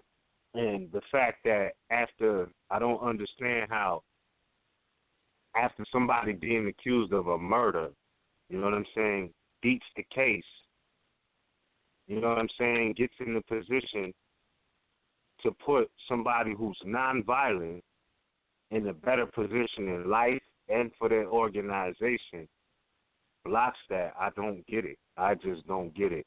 So, yeah, Ray Lewis was that dude to me.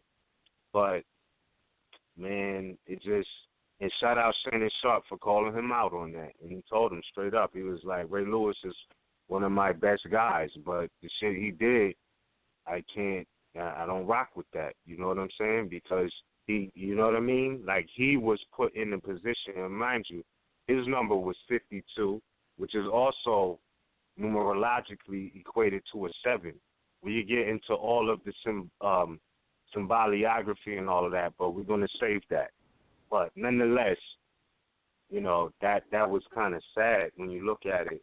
You know, somebody who's been in the shoes of, you know what I'm saying, being looked at as one of the worst types of members of society, a murderer, you know what I'm saying, and bouncing back from that. And there's somebody on the extreme opposite who was like, yo, I don't like this murderous thing that's going on, and people not being held accountable. You know what I'm saying? You know, I just can't. I don't understand. But something else I wanted to ask you, because you said it's still going to be a Super Bowl this year, and we're in the times where things are changing very rapidly. I think it was 2 years ago, Super Bowl 50, Beyonce, right, who is quote-unquote Jay-Z's wife, right, she performed at Super Bowl 50. They asked him to perform this year at the Super Bowl, and he declined it. Them being quote-unquote unit, you know what I'm saying, do you think that that's showing a recognition for a different progression because he's like, I'm not performing at the Super Bowl. But she did 2 years ago, and things might have been a little bit different, and I do emphasize just a little bit different 2 years ago than it is right now, because and I say this with all due respect. I know we're not Negroes, blacks, or coloreds, but Trump got niggers mad right now. You feel me? As their president. Niggardly minded people. But again, you feel me? They weren't mad when Obama was in office. Did a lot of wild shit too. Be real. How come they weren't mad then? All of a sudden they're real. mad because of Trump. Mhm. All of a sudden they're mad. You know what I mean? How you mad now? Just like you're saying. You know, with people who talk BS about RVBey. You know, where were they 5 years ago? Right. You know what I mean? Like, how come there was no issue with the NFL when Beyonce did the fist up stuff? Everybody was doing that. Y'all weren't kneeling about stuff then. When Beyonce went with the all black and did the black fist up, and then all the black power people got hyped, how come they weren't protesting some stuff back then? It's the same NFL. Ain't nothing changed. It's the same NFL. Mhm. Same anthem that they play, that everybody was standing for. Yeah. So this is why the world does not respect black people and look at them as jackasses. And that's why Jeru told him, you're playing yourself. Mhm. You're playing yourself all the time. Play Ourself is on repeat.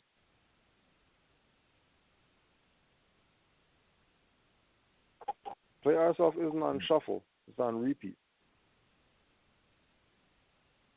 Over and over and over and over and over the same stuff, over and over again. And again, Moors keep stressing the point to our people. You're not Negroes. Stop playing around like you're like what do you mean? That's not a national anthem. That's not a flag. That's a banner. What do you mean? You're kneeling. You're not kneeling for anything. That's not a flag. Yeah, we're gonna stand on this flag and then we're gonna wave the red, black, green flag. The red, black, green is not a flag. What do you mean? What are you talking about? Mm-hmm. Yeah, but, you know, our people love the illusion. You know, our people love the fake stuff. Our people love wrestling. Yeah. Yo, hold up. Look, you mentioned wrestling, right? I wanted to ask you a question about Shaq. But, yo, like, if anybody hasn't seen it, like, I would suggest, after this broadcast, like, go Google Trump in his WWE appearance. And WWE is World Wrestling Entertainment. I know before that it was WWF. It was World Wrestling Federation. Check out the language. And then they got sued by, quote unquote, one of the animal conservation groups. WWF. Yeah, World WWF. Wildlife Federation. Yeah, exactly. And they had to relinquish the acronym WWF and change it to WWE. But look, it's so many symbolic things with sports, because, like, let's just take St. Louis Rams, for example. Like, they moved to Los Angeles and had to change the name of the organization from St. Louis Rams to Los Angeles Rams. But nonetheless, with the movement of that team, there was a name change that had to be recognized. So now it's the same team with a different, quote-unquote, name. You know what I'm saying? And it's like you see this name change thing happening throughout a lot of different facets of society. But we was exposed earlier before the WWF even got sued. It was exposed that all of that was fake. It was, professional stunters. Like, these was all stuntmen. And there's a lot of people who argue previous to that wrestling was past tense real, and it got a little, a little quote unquote too aggressive. So they had to, lighten the rules, much like you see what's happening in the NFL today with, they saying no helmet to helmet. You know what I'm saying? Hence why Trump is saying the game got soft, and in that respect, that is true. You know what I'm saying? It's not that gladiator, killer instinct, killer be killed mentality on the field no more. Because now it's like, if I hit this lane, you know what I'm saying? Like, every defender's dream in the NFL is to sack Tom Brady and knock off his helmet. Like, that's their dream, or intercept his pass or something like that. But now they like, damn, if I hit this through how I really want to, you know what I'm saying? That's damn near a $500,000 fine. Going straight to the NFL. So like you said, they got their own constitution, bylaws, and quote-unquote judicial proceedings for that organization alone in an autonomous fashion. Don't nobody else have jurisdiction. You know what I'm saying? So, I don't know. That was just something I was looking at. But I also wanted to mention this. And please, everybody, anybody, feel free to add on. Shaquille O'Neal, Shaq, you know what I'm saying? From so-called Newark, New Jersey. One of the best centers to ever play that position. You feel me? After getting paid all of those Federal Reserve notes, etc., after he retired, his goal was to become a sheriff, a sheriff. I don't know if that's a natural, inherent, Moorish instinct from coming up in that environment of quote-unquote Newark, New Jersey. Mind you, Sheikh Sharif Abdul Ali was up in those parts, and I'm pretty sure his energy is perpetual, you know what I'm saying, in influence, in atmosphere, and all of those things. But nonetheless, Shaq had always, even though he was a great center, he had aspirations to be a sheriff or a quote-unquote sheriff. Now, what I want to ask y'all is, do you think he's a sellout? And the reason why I want to ask you this question is because when he was doing the interview, I think Charles Barkley was involved, but I know for a fact Kenny Smith was there. It was about 4 of them on the panel, and Shaq had this ridiculous, and I'm not going front, the ring was beautiful. It was beautiful. It was a blue ring. I think it was diamond. It was either gold and diamond, and it was the compass and the square with the G in the middle, and he was showing it off. You know what I'm saying? He was showing it off, and Kenny Smith asked him. He said, "Yo, you a Mason?" And Shaq was like, "Of course I am." You know what I'm saying? Like, please, y'all can Google that. You know what I'm saying? I think something like Shaq. You could Google Shaq Masonic ring, and I'm pretty sure it will pop up with him, Kenny Smith, and them all on the panel. But in that regard, do you think Shaq is a quote-unquote sellout for having those aspirations, for being initiated? You know what I'm saying? In the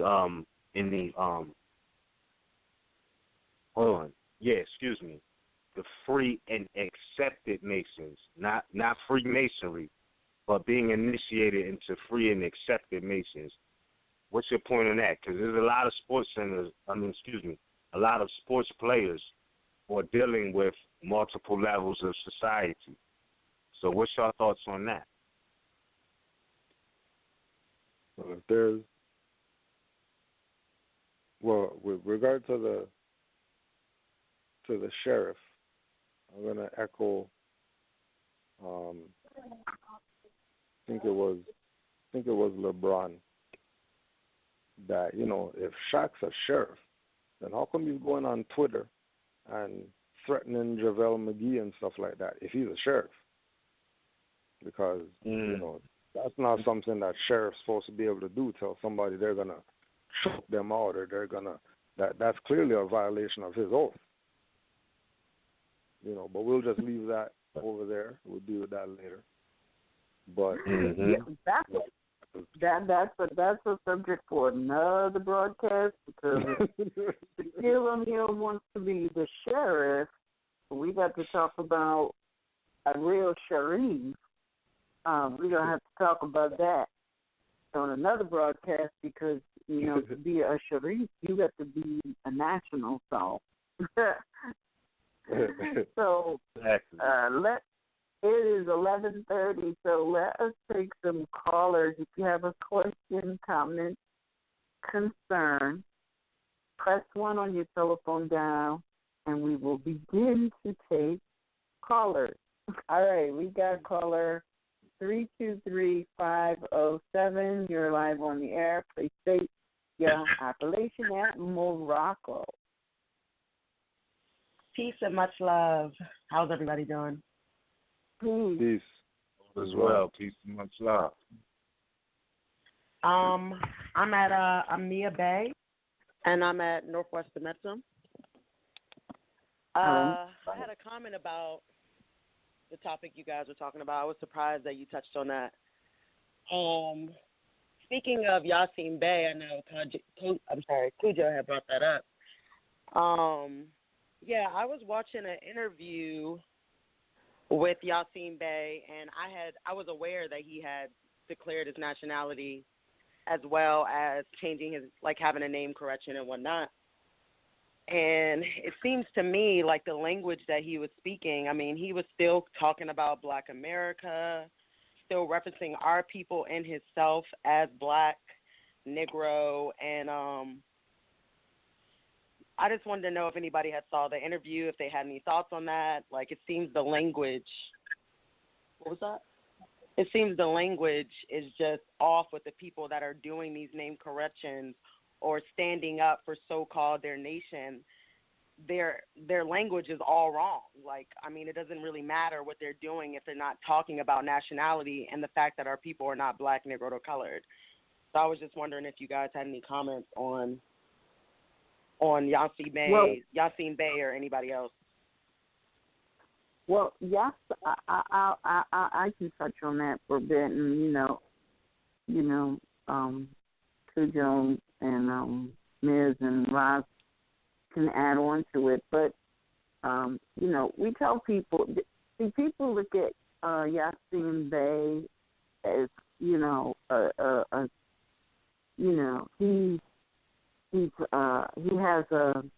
he's in the public eye. But regardless of whether he's in the public eye or not, the principles are the same. Just because you proclaim your nationality and you make a correction to your name to thereby converting it from a name to a free national appellation, you still have to study. I mean, you still have to study because you have a lot of misinformation in your head. Because these modern Europeans are not going to give you correct information. You got to go and get that yourself. So the first thing that you have to do, and if you're going through the name correction and proclamation that is on the RVBey Publications website, the easiest thing to do to start your study is to read and study the name correction and proclamation. Yep. I mean, right, but do you think that they know? Sorry, I didn't mean to interrupt. What I'm saying is, everybody is obligated to study and know. There is no excuse for not studying. I mean, Right. we can't, look, just because you step up one day and say, hey, I'm a Moor, that does not mean that all of a sudden all of the misinformation you had in your cranium is going to miraculously disappear and be Right. replaced with right information. It's not going to happen. Right. So if you don't have the information, which many of us don't, some of us have pieces of the information, but, you know, none of us, you know, prior to coming into this information have all of the information that enables us to make a decision and then make corrections. We have to study and make the corrections, and that's on us. So, you know, if you know, and that's obvious. I'm not trying to knock the brother because I think what he did was an interesting and studious thing. It's something that we all, you know, it brought national attention, or it brought attention to something that people need to really look at, like how if you do a little bit of studying, you'll find out that South Africa is a corporation. And now, like, we say things are said that we react to because we lack information. Because when he went over to South Africa and whatever happened, and then they said, you're not allowed in South Africa for 5 years. Okay, well, that's fine. If you had been doing your studying, you would have been like, that's fine, because I was never at South Africa. Right. South Africa's corporation. I was never there. I was on the land. Mm-hmm. So, you know, we as a people are obligated to study and know. I say it all the time. Too often we do things prematurely because we get excited or whatever, because we find out, you know, we're not these people that don't have a history or a heritage or a past or anything. We really do have an illustrious history, just like Papa Nova Ali says. So if Papa Nova Ali said you have an illustrious, you know, heritage, then maybe you ought to go study and find out what it is. That's just my position. I yield the floor. I want to add one other thing. Oh, no, go ahead. I'll wait. I just wanted to add one thing when you mentioned that he said he was never going to South Africa. People would be surprised, if I can just interject this, that even when they said Puerto Rico was bankrupt, we know people who have never said they were flying to Puerto Rico or flying from Puerto Rico to the U.S.A. because they know better than that. That's a veil over top of the land. So it's a matter of having right words. So they was always flying to Barinqua. And that's why a lot of that travel ban stuff didn't work, because people talk national words, national conversation, and our people here do not. And that's what this whole thing about your status and changing it and then having the right words and saying the right things, because that's what jurisdiction is. That's all I wanted to add to that. It's I yield. All right. Peace, y'all, family. Well, not family, but peace, Moors. Tony Obey. Just wanted to throw out there about the sports situation. We can really go back to, you know, the old days. I mean, I don't think it's a time for our people to be out there playing sports right now anyway, because there's war, you know, on our people. But if they really wanted to take a stand or a knee, they can drop out of that league and go back to where as though we had our own league, you know, and create our own, you know, just our own stuff, instead of dibbling and dabbling in that corporate business. Word, bro. Okay, this the same. I already know. Oh yeah, But look, yeah. I know I heard Sis' voice. I'm like, okay, yo, it was a pleasure to meet y'all. But look, check this out too. Yeah. Let's look at Ice Cube, for example, right? Yeah. Now, this is a brother who wasn't a quote-unquote sports player. But nonetheless, we can see his growth since, let's say, like 2008 when he started making conscious tracks. And, you know, he still does the quote-unquote entertainment with the music. But, like, he created the own league, even though it's like half-court thing, you know what I'm saying? Like, he created the league called the Big Three. Now, this is my question, or something I would like to just bring up, you know. Like, let's look at how serious do we take our own people, you know what I mean? Because he created the league, and no shots at Allen Iverson, because we know, you know, his I don't know, but let's just say this. When it was game time, you know what I'm saying, nonchalantly, AI, he didn't show up, even though they agreed. You know, it was more so to introduce the concept with retired players. So, like, you know, retired players, they're not really trying to run full court. So it's true, he started the half court, you know what I'm saying, game basically for older retired players. AI was a part of that. They were supposed to show down in so-called Houston or Texas, and he didn't show up. Like, you think that's blowing off the, you know, and this was like the first season this was happening. AI didn't show up. Now, is that more so a lack of respect for those who do try to start, you know, our own institution? I got you. You feel me? Like, how are we supposed to receive that? Or do we just say, oh, that's AI? You know what I'm saying? He's notoriously known for just being the truth. And look, literally, that's what he called himself, the truth, right? But also for not showing up to practices. You feel me? Like, what do you mean you want me to come to practice? Like, I got this God-given talent. It's always with me. What you mean practice? Like, and literally, it's a highlight of him saying practice, though. Like, we talking about practice. Like, you know what I'm saying? So there's certain things he just doesn't relate with. But do we look at situations like that? Well, okay, we try to start our own, but people not taking it serious. Or do we look at it like just let people be who they are? I mean, I don't know. But it's just many different ways to look at that because, you know what I'm saying? I just feel like, yo, how you turn the shoulder on Cube like that, and he's making a statement. And it's sad because Cube wasn't even an NBA baller and did that. You know what I'm saying? You feel me? So, like, how is anybody else going to take us serious if we're not taking us serious?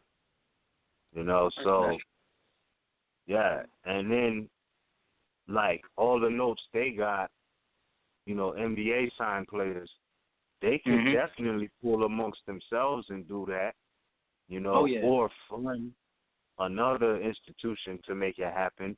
Who knows? But then again, it's like, have any of us seen one of their contracts? Maybe it's a clause in there where they can. I don't know. You know what I'm saying? But, yeah, fam, I don't know. It's just a lot of things to think about. Since sports was the topic tonight, you know, put it all out there. You feel me? I got you. Like, real talk.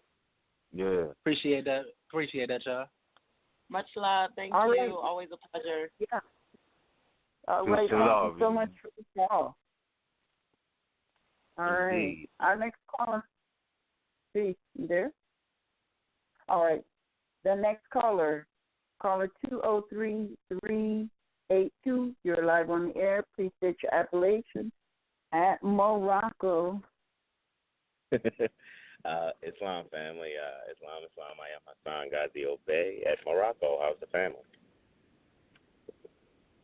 Good. Can you all hear me? Oh, I can hear you.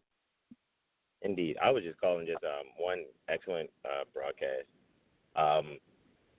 Since the topic was sports, I thought it was just interesting that the point was brought up where there's a change of focus when it comes to the entertainment known as football due to the appellation of Kaepernick.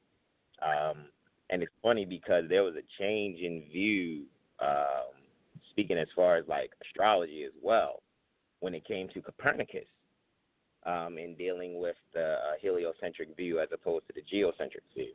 So I was kind of just looking at like that change coming out of the Piscean age, which deals with the feet, into the age of knowing, and football being, Piscean in the sense of the word foot, but also looking at it as though there's this change of focus that's happening tremendously, to the point where, like you said, it's no matter even people when they watch football, they can't escape anymore into it. So I was just saying, for that matter, it was very Copernican, so to speak, as far as the events of changing focus of how people once looked at football and now how they look at football now. So that's all I wanted to share. That's kind of what it sparked in me. But I love you, family. Excellent broadcast. Islam. Peace and love. All right. Thank you. Mm-hmm. Our next caller 313-491. You're live on the air. Please state your affiliation at Morocco. Peace and love, family. This is Low Hill Bay. Islam. I know the topic was sports this evening, so I'll make it quick. But I did have one other question. There's pretty much of a sport, a battle I'm dealing with is myself. But dealing with the sports issue, I pretty much came to the conclusion that it's all an illusion with the kneeling and whatnot. Because if you're a grown man, you shouldn't be kneeling regarding anything. You shouldn't kneel at all. But you should stand for your cause. I mean, I don't think that when you, as Noble Drew Ali, what I read, take your place. Take your place. You can't take your place kneeling, and and that's a visual, and that our young men look at that and they see kneeling, and you're only kneeling for currency, for fiat. You're not doing that for, they can say the brotherhood, the camaraderie, but everyone in that locker room is there for a paycheck, and that's the bottom line, and that's the issue that they're running from, and But I think that I wanted to ask the women, do you as queens, do you feel that by being at these kids start, they get their inspiration, they get it from their father as well, but they more so get it from their mother to push them and give them that energy and that drive to go. Do you think that it should be more energy should be focused on the mothers to raise their vibration level and not educate but liberate their sons to know that, yes, you're playing this game, but you have to take a stand with this, because I referee football games, and I see a lot of mothers in the stands, and they're supporting, and they're telling some of them are telling their kids to kneel, but that goes into their psyche, and some of them running to me and, should I kneel? And but I'm not their parent to tell them no. Or I want to tell them no, but I just wanted to ask the women, how do you feel about that? I'm not exactly sure that I understand the question as it relates to sports, but I understand the question, I think, as it relates to mothers having knowledge and instilling the nobility and the proper concern in all children, both sons and daughters, and the seriousness of, taking our place. And yes, that does come through the mothers, because that's the first schoolroom, not to be denied. I think, if I understand your question, that would certainly be the answer, is definitely through mothers to uplift and raise uplift fallen humanity by being the first teacher. That I will say yes to. So I don't know, if you have something to add to that as a mother. I sure do. Yes, I do. See, I have a totally different perspective for this industry called sport. I know our history, and so when I look at, first of all, I don't have any sons, and I'm glad I don't, because it would be a problem for me if my son wanted to play football, because it would never happen. Never, ever, ever would it happen, because I saw the movie Concussion, and I know that the science that was unveiled in that movie is 100% accurate, because I studied it. Me personally, no son of mine would ever be participating in what is called a sport called football. Anybody who looks at any of these sports as a game is highly mistaken. All of these so-called sports is eating up our people and spitting them out like trash when they're done. And from my perspective, we should not be participating in that for any reason at all. But they have us mentally conditioned to believe that if we put our children in that position where they're going to get, look at what they do to these players. They're in pain. Their joints are literally disintegrating. They're handicapped after they're done, many of them. All right? But they got paid. No amount of money that you can pay me for the quality of my knees, my hips, my back, my brain. There's no amount of money. Look at Muhammad Ali. He is the greatest. He understood the science. As great as he is, there is no amount of money that you could pay him that would warrant what he's suffering in terms of what he's going through now as a result of this so-called boxing career. All of these things that they call sports today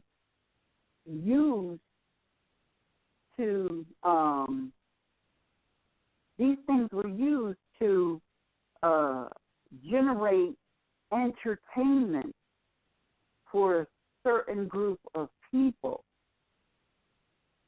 The fact that people are now getting paid large sums of money to engage in it doesn't change the fact that it's exploiting a human body. I'm sorry, there's just what's the trade-off, in my opinion, is not worth it. It's just not worth it. You can get $1 million, you can get $50 million, you get $100 million. It doesn't matter. It's never going to be worth losing the ability to walk at the end of the day. It's not worth it. And none of these people who get all of this amount of finance, it used to be that if we were in a position to get a certain amount of finance, when we go back, that finance, and we would better our people. Many of these people today that's getting finance, that's not happening. They're lucky. Shout out to LeBron James because he did that. My fault, not to cut your wisdom, but shout out to LeBron James because he did put the finance back into the neighborhoods. Facts. But see, that's the problem. That's also part of the problem, because when you say he put it back into the neighborhood, all these neighborhoods are municipal corporations. So did he give the money to a municipal corporation? Not to municipal corporations, to people, like for whatever it was. I mean, you can go ahead and Google research. He gave like 1.2, 1.3 mil just to one single Moorish family. And on top of that, he went on to pay, now we know about the schools and all of that, also went on to pay for many other children's college and all of that. Now we know the college is trash, but what I'm saying is his acts of humanity, for no reason can they be discredited because he did that thing. You feel what I'm saying? Like he went back to his hometown, put the finance back in his hometown, put the finance back into, I'm talking about one single Moorish family of a mother, a father, and children that consisted of a son and a daughter. Like, they're doing that. Just because the press don't cover it, it's a discredit. You feel me? To those who are doing that. But the press doesn't need to cover stuff like that, really. Okay, that's nice. That's cute. That's cute. He did that for one family. That's cute. He helped a few people go to college. That's cute. But what we as a people did, it helped the people, not just one people and not just today. It put things in place that would go on and, for the third, so that the third and the fourth generation would benefit. It was long term. It wasn't temporary. It had nothing to do with the systems that modern Europeans put in place. So, yeah, that's cute that he did that, but that's temporary. That's humanitarian work. That's work. But humanitarian based on what? And what criteria and whose infrastructure? The fact that this is for the young and yet unborn. That's what that's about. That's it. But they're not going to cover that. The fact that he even had to do it, and I'm not saying he's the perfect dude because he's dealing with the fact that he had to even go through, being called niggers and all of that. Because remind you, no matter what we do, they're going to look at us ridiculous. So this man, him and his family got houses in quote-unquote L.A. They spray painted his wall and gate and all of that with the word nigger. Like, no matter how much finance you got, no matter what you do for people, they will not recognize that.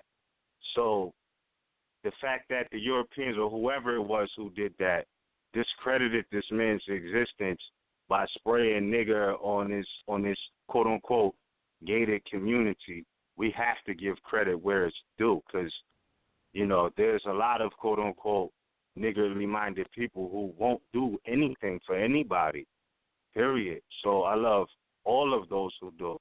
And beyond LeBron James, it doesn't matter how much finance you have, just the humanitarian acts on their own merit should not be overlooked. Feel me? But the Europeans, the pilgrims, they're not going to report that. They're not going to do that. So we have to be real and keep it 1,000 that there are some of them who are doing humanitarian work, but it will never be recognized. Now, it's not going to happen. So when we recognize it, we have to speak on it if we're going to give credit where it's due, All right. Well, that's the caller 313491. That's my position on this whole industry called sports.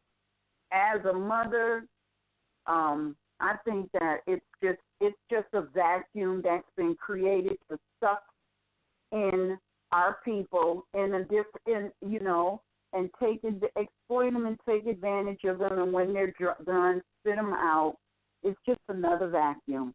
And I think it's a vacuum that we need to no longer participate in. But that's my position, and that's my position only. Because, you look back at our ancestors, you ain't never gonna find any of our ancestors that's noted for basketball or football or boxing.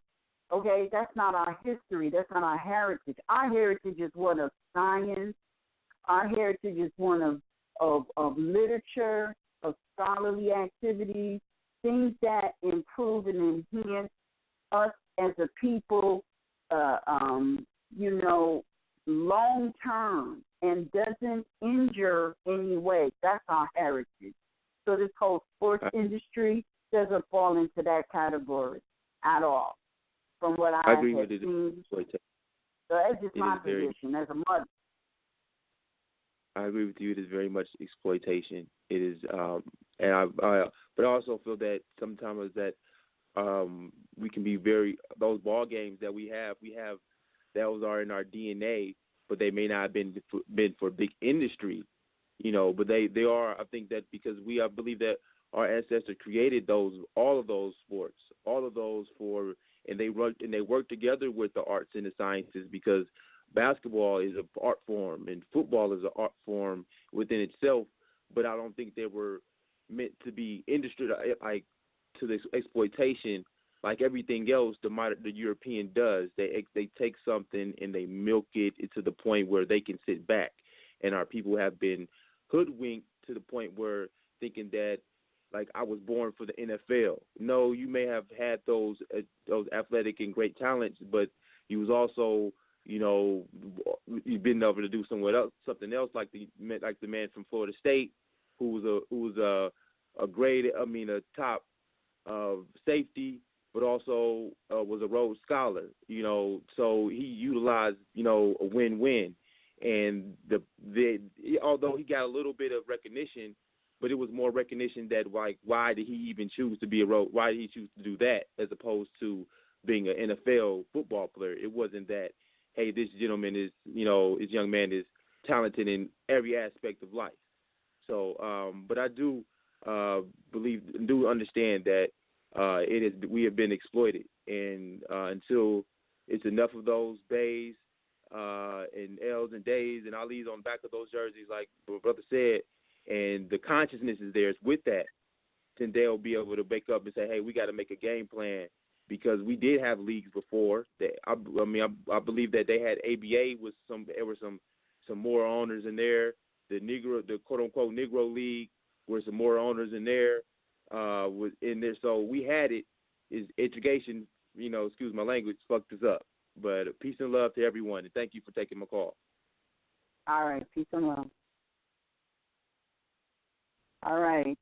This caller is classified or listed here as anonymous.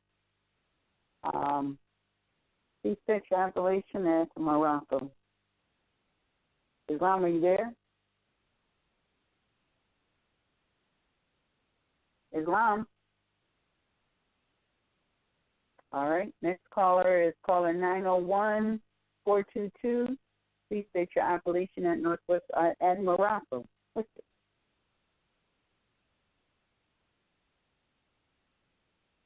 901-422.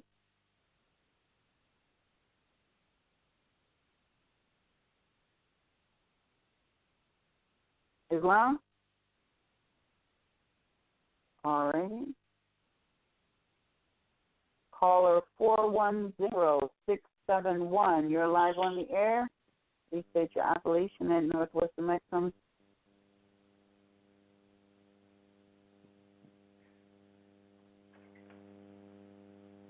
Islam, are you there? Hello? Yes. Sorry about that. Islam, this is Brother Butler, coming from Northwestern Mexico. I didn't even realize I was on the first time I hit the button and didn't realize it. I didn't really have too much to say. I'm enjoying the show. Peace to the panel. This is kind of outside of my my purviews. Okay, no problem. No problem. I did have a. I'm sorry. I did have a quick comment about the whole kneeling thing. I mean, ain't much that I gotta say, but I mean, correct me if I'm wrong, but don't you kneel for a king? You know, ain't that what they do when you showing the king respect? Facts. And look at the George Washington statue in front of the Masonic Lodge, if I'm not mistaken, Virginia, so-called Virginia, where he's kneeling on one knee, and I'll leave it at that. There's also a book called Signs and Symbols of Freemasonry, and you'll see that same position with George Washington kneeling on one knee in quote-unquote prayer, etc. So, I mean, look at that. You know what I'm saying? Facts. And with that, I yield the floor. All right. Caller 910-571. You're live on the air. Please state your appellation at Northwest Mexico. Islam family. I am RVBey, and propria persona sui juris, calling from Morocco. How's everyone doing today? Great. Fine. Can you hear me? Yes. I would like to give honors to Prophet Noble Julie first and foremost. And I would just like to make a quick comment as far as the sports and whatnot. Are we all not aware that these individuals are getting paid, quote unquote, millions and millions of fiat notes to either dribble a ball, throw a ball, and you have so-called teachers that don't get paid anything. And we glorify these people for the acts that the media show us that they portray, to portray us like they care. Like, for example, the brother said that LeBron did $1 million for one family. Whoop-de-doo. LeBron knows he's a Moor. There are images on the internet with him with a fez on. Why when he get in front of the camera and just announce, hey, we're Moors? You know what that would do to the psyche of the people that follow him? If he was really about uplifting your people? But hold on, though. Let's not forget the picture a couple of years ago when the quote-unquote Miami Heat team posed with the picture with fezes on. What do you want? You feel me? You know what I'm talking about, right? That's the picture I was relating to. They all had fezes on. Yeah. Well, not all of them, but most of them had fezes on. No problem. And real quick, I would just like to give a quick honor and shout out to Brother Cujo. There was a situation that I was in yesterday, and I called the brother. He called me right back. He didn't hit me with no, oh, you're not studying or you're this or what I should do. He asked me what I needed and gave it to me. And if you're listening, brother, I truly appreciate that from the bottom of my heart. Islam.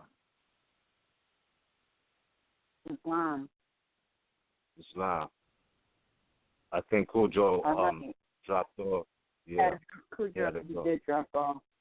But he'll hear that when he listens to the rest of the broadcast. That was our last caller, I think. There was, I think, a caller. Well, I don't see the number here now.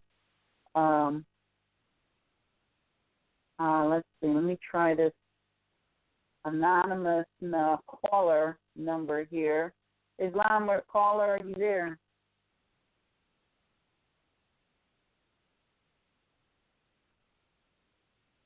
Sure. All right, Islam? I would like to.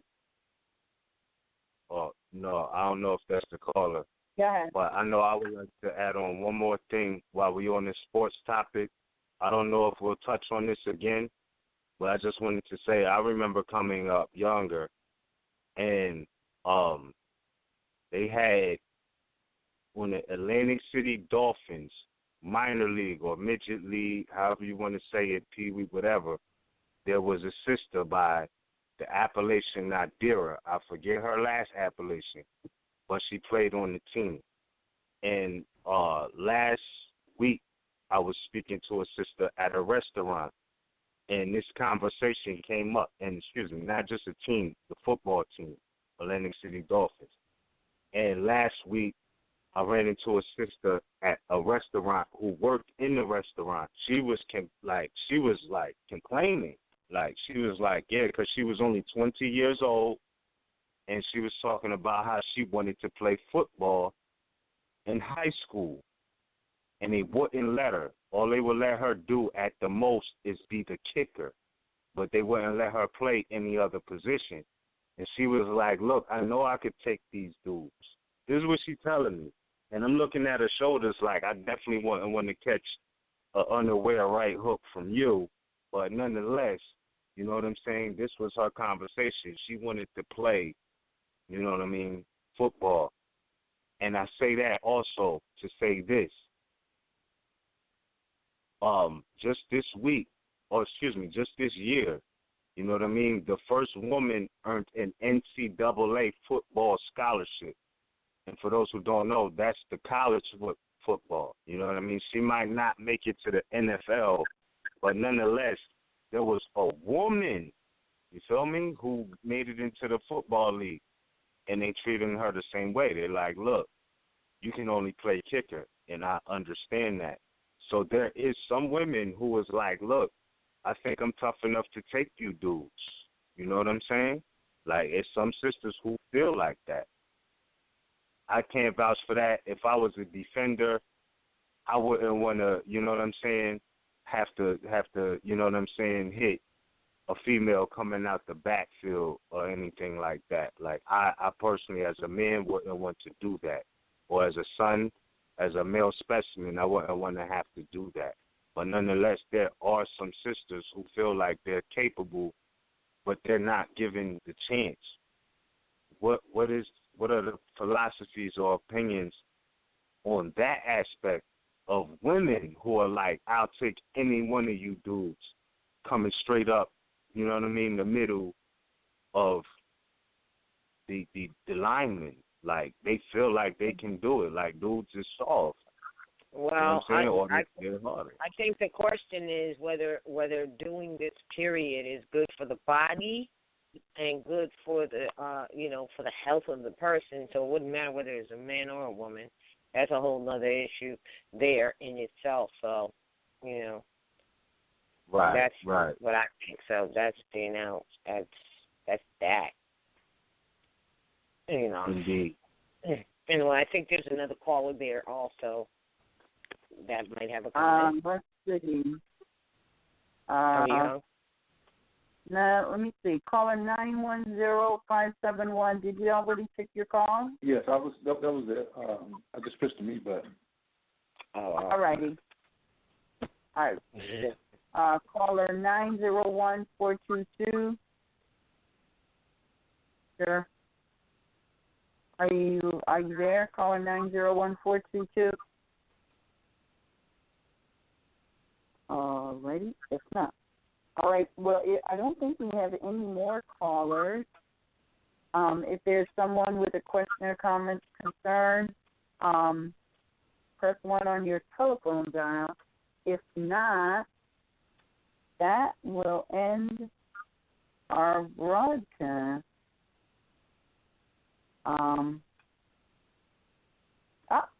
That caller. Caller 619-303. You're live on the air. Please state your appellation at Northwest Maxim. Yes, can you hear me all right? Yes, can you hear me all right? Yeah. All right, yes. I am Felicia, and I agree with Anita L. about the mother aspect. We're the only ones that can bring life, and we don't like it being destroyed with all these war games. Mm-hmm. And Prophet Noble Drew Ali said that we need a greater appreciation of women.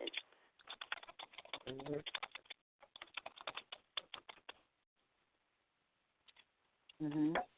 And once we get it as mothers, it will be changed. But the mothers really need to get this. Yep. Yep. That's absolutely correct. You because people really, we we have to look at a lot of this stuff that they're calling a sport and how our people are participating in this, because let me tell you, this sports industry is like any other industry. If you look at it, it creates a lot of jobs for people, but it simply means that you're working in a job. So intent is to generate income off of the pain and suffering of people. It doesn't matter what industry you look at. They all do the same thing, every last one of them. If you look at the history of this land, if you had a business, the only way you can have a business is if you had a product, basically. And the product created a service. Almost every single corporation in existence today on this land, almost none of them have a product. They are using people to generate income. It doesn't matter how you cut it, that's human trafficking. You can't say that abusing people in this venue is all right, but because that's entertainment. But abusing people in another industry is human trafficking. It's all human trafficking. You're exploiting people, and you're doing it to generate income.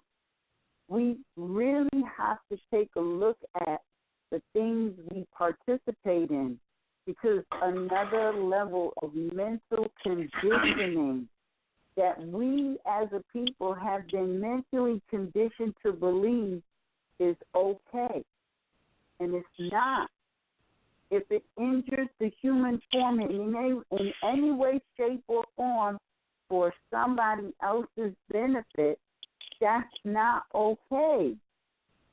And we ought not to be participating in that. There's a lot of industries that is exactly the same as this so-called sports industry. They're all alike. Some of them are acceptable. Some of them are not acceptable in terms of naming them, but they all do the same thing. We got to learn to analyze these things and withdraw our support, because if it isn't about preservation of life, we ought not to be participating in it. It's just that simple. You can't pick and choose what you're going to classify as human trafficking. I mean, it's just something to think about. You're either going to be all or nothing, but you can't be some. So, thank you so much for your call, sister. You're welcome.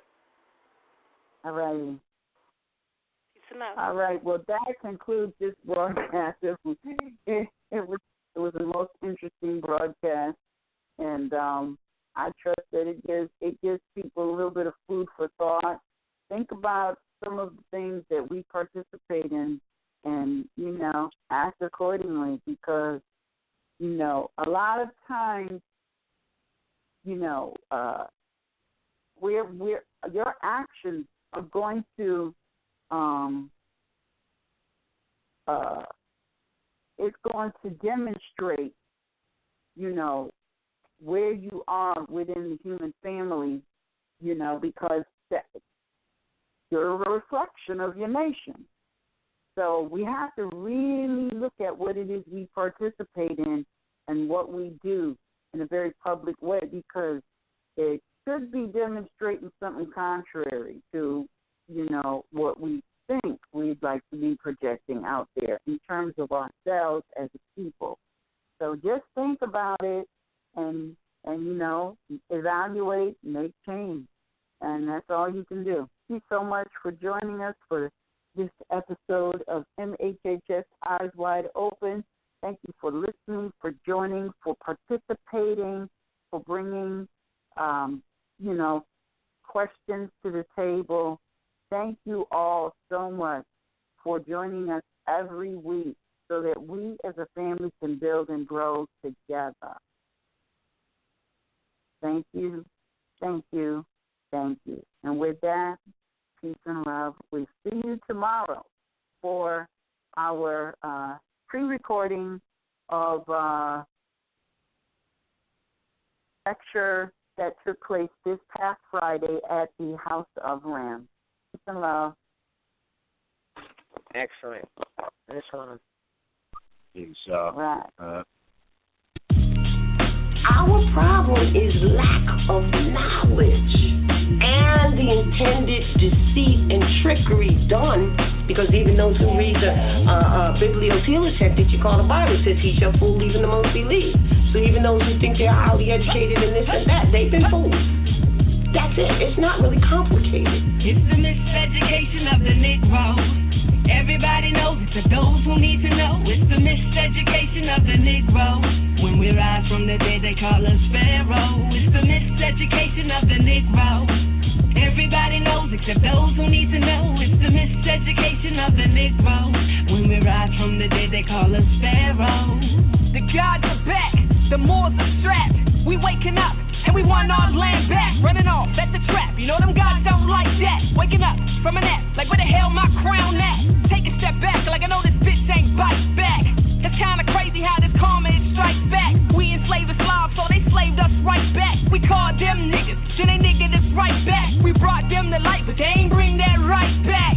If I was lazy, dirty dancing with the baby, then maybe, then just maybe won't revolt like Haiti. I too smart, Lova, Tor, Marcus, Garvey, your ass. Nova, Julia, our leading, God body the man. Now I ain't gotta be bad, and you ain't gotta be mad, but the planet is heating up, so the first I'll be last. I got that melanin that's better than anything you ever medicine. We at your front door, wonder why you never let us in. Oh, I get it, you never wanted to put some credits in. Well, just forget it, cause I don't know if you can edit sin. We've been enlightened long before Thomas Edison. Skeletons to prove that you wasn't even relevant. In the Caucasus Mountains, cause the sun was your deficit. Captain Caveman with the plan of the Jesuits. Check my bloodline, but in time I bring the evidence. Self-governing body, so I don't need no president. Democrat, Republican, donkey versus elephant. I studied in law, so I ain't down with none of that. I self-law in master, so I'm running that. This Molotov cocktail burns faster, so I like the match. Despite the fact that ain't even what I'm mad at. I spit the truth, so here's the roof so you can hear that. My skin is brown and here's the proof, but you ain't hearing that. Dead in the eyes of the law, that's why they call you black. Naming all caps when you fall, that's why I strike back. And strike this from the record ab initio. You gon' need more than some pressure, I got a vicious flow. I can take the road to the high, or I can hit them low. Try to calcify my third eye, oh you gon' have to go. Chemtrails all over the sky, and you don't wanna know. Doggone inside of my tribe, they coming no more. If you believe that your history started on a slave boat, I can guarantee you that's where it ended too. That's what I'm saying. Then, after saying that, and so don't believe me, go back and do some studies past the 1700s, and I'll guarantee you, sure as you're sitting there listening, or wherever you are, watching, listening, you will find nothing but the word Moor, and that's another thing. Because we weren't called black. That description, maybe, black or more or whatever, but that's it. Know the difference between a description and an actual, person, place, or thing, noun. I mean, really. It's the miseducation of the Negro. Everybody knows it to those who need to know. It's the miseducation of the Negro. When we rise from the dead, they call us Pharaoh. It's the miseducation of the Negro. Everybody knows except those who need to know. It's the miseducation of the Negro. When we rise from the dead, they call us Pharaoh. From the pyramids to the project, the beginning is the part they want you to forget. Implant your memory with that noose around your neck. It's the king out for planning, it's set in full effect. The butler, the help, in 12 years a slave. Django and Selma, they get them accolades. They made a movie called Exodus about the gods and kings with an all-white cast from Egypt. Now that's a shame. They ain't never seen no movie about no European slaves. We were traveling the seas when they was living in caves. We had to civilized them, showed them how to behave. In fact, we brought them light and taught them how to bathe. This is trading places with stolen identity. We agreed to be educated by our own enemy. Reverse psychology, I'ma need a lobotomy. An exorcism just to get this shit about me. Roz Mariah, Anna Eve, Miss Raheem, Todd Tariq, Cujo from Cannonland, listen to them speak. I done learned from the best, I don't need no DNA test. The nations in my womb has given from the breast. The empire's back, so you know what's next. The Moors are waking up, now you must confess. Yes, yes. The Moors are waking up, now you must confess.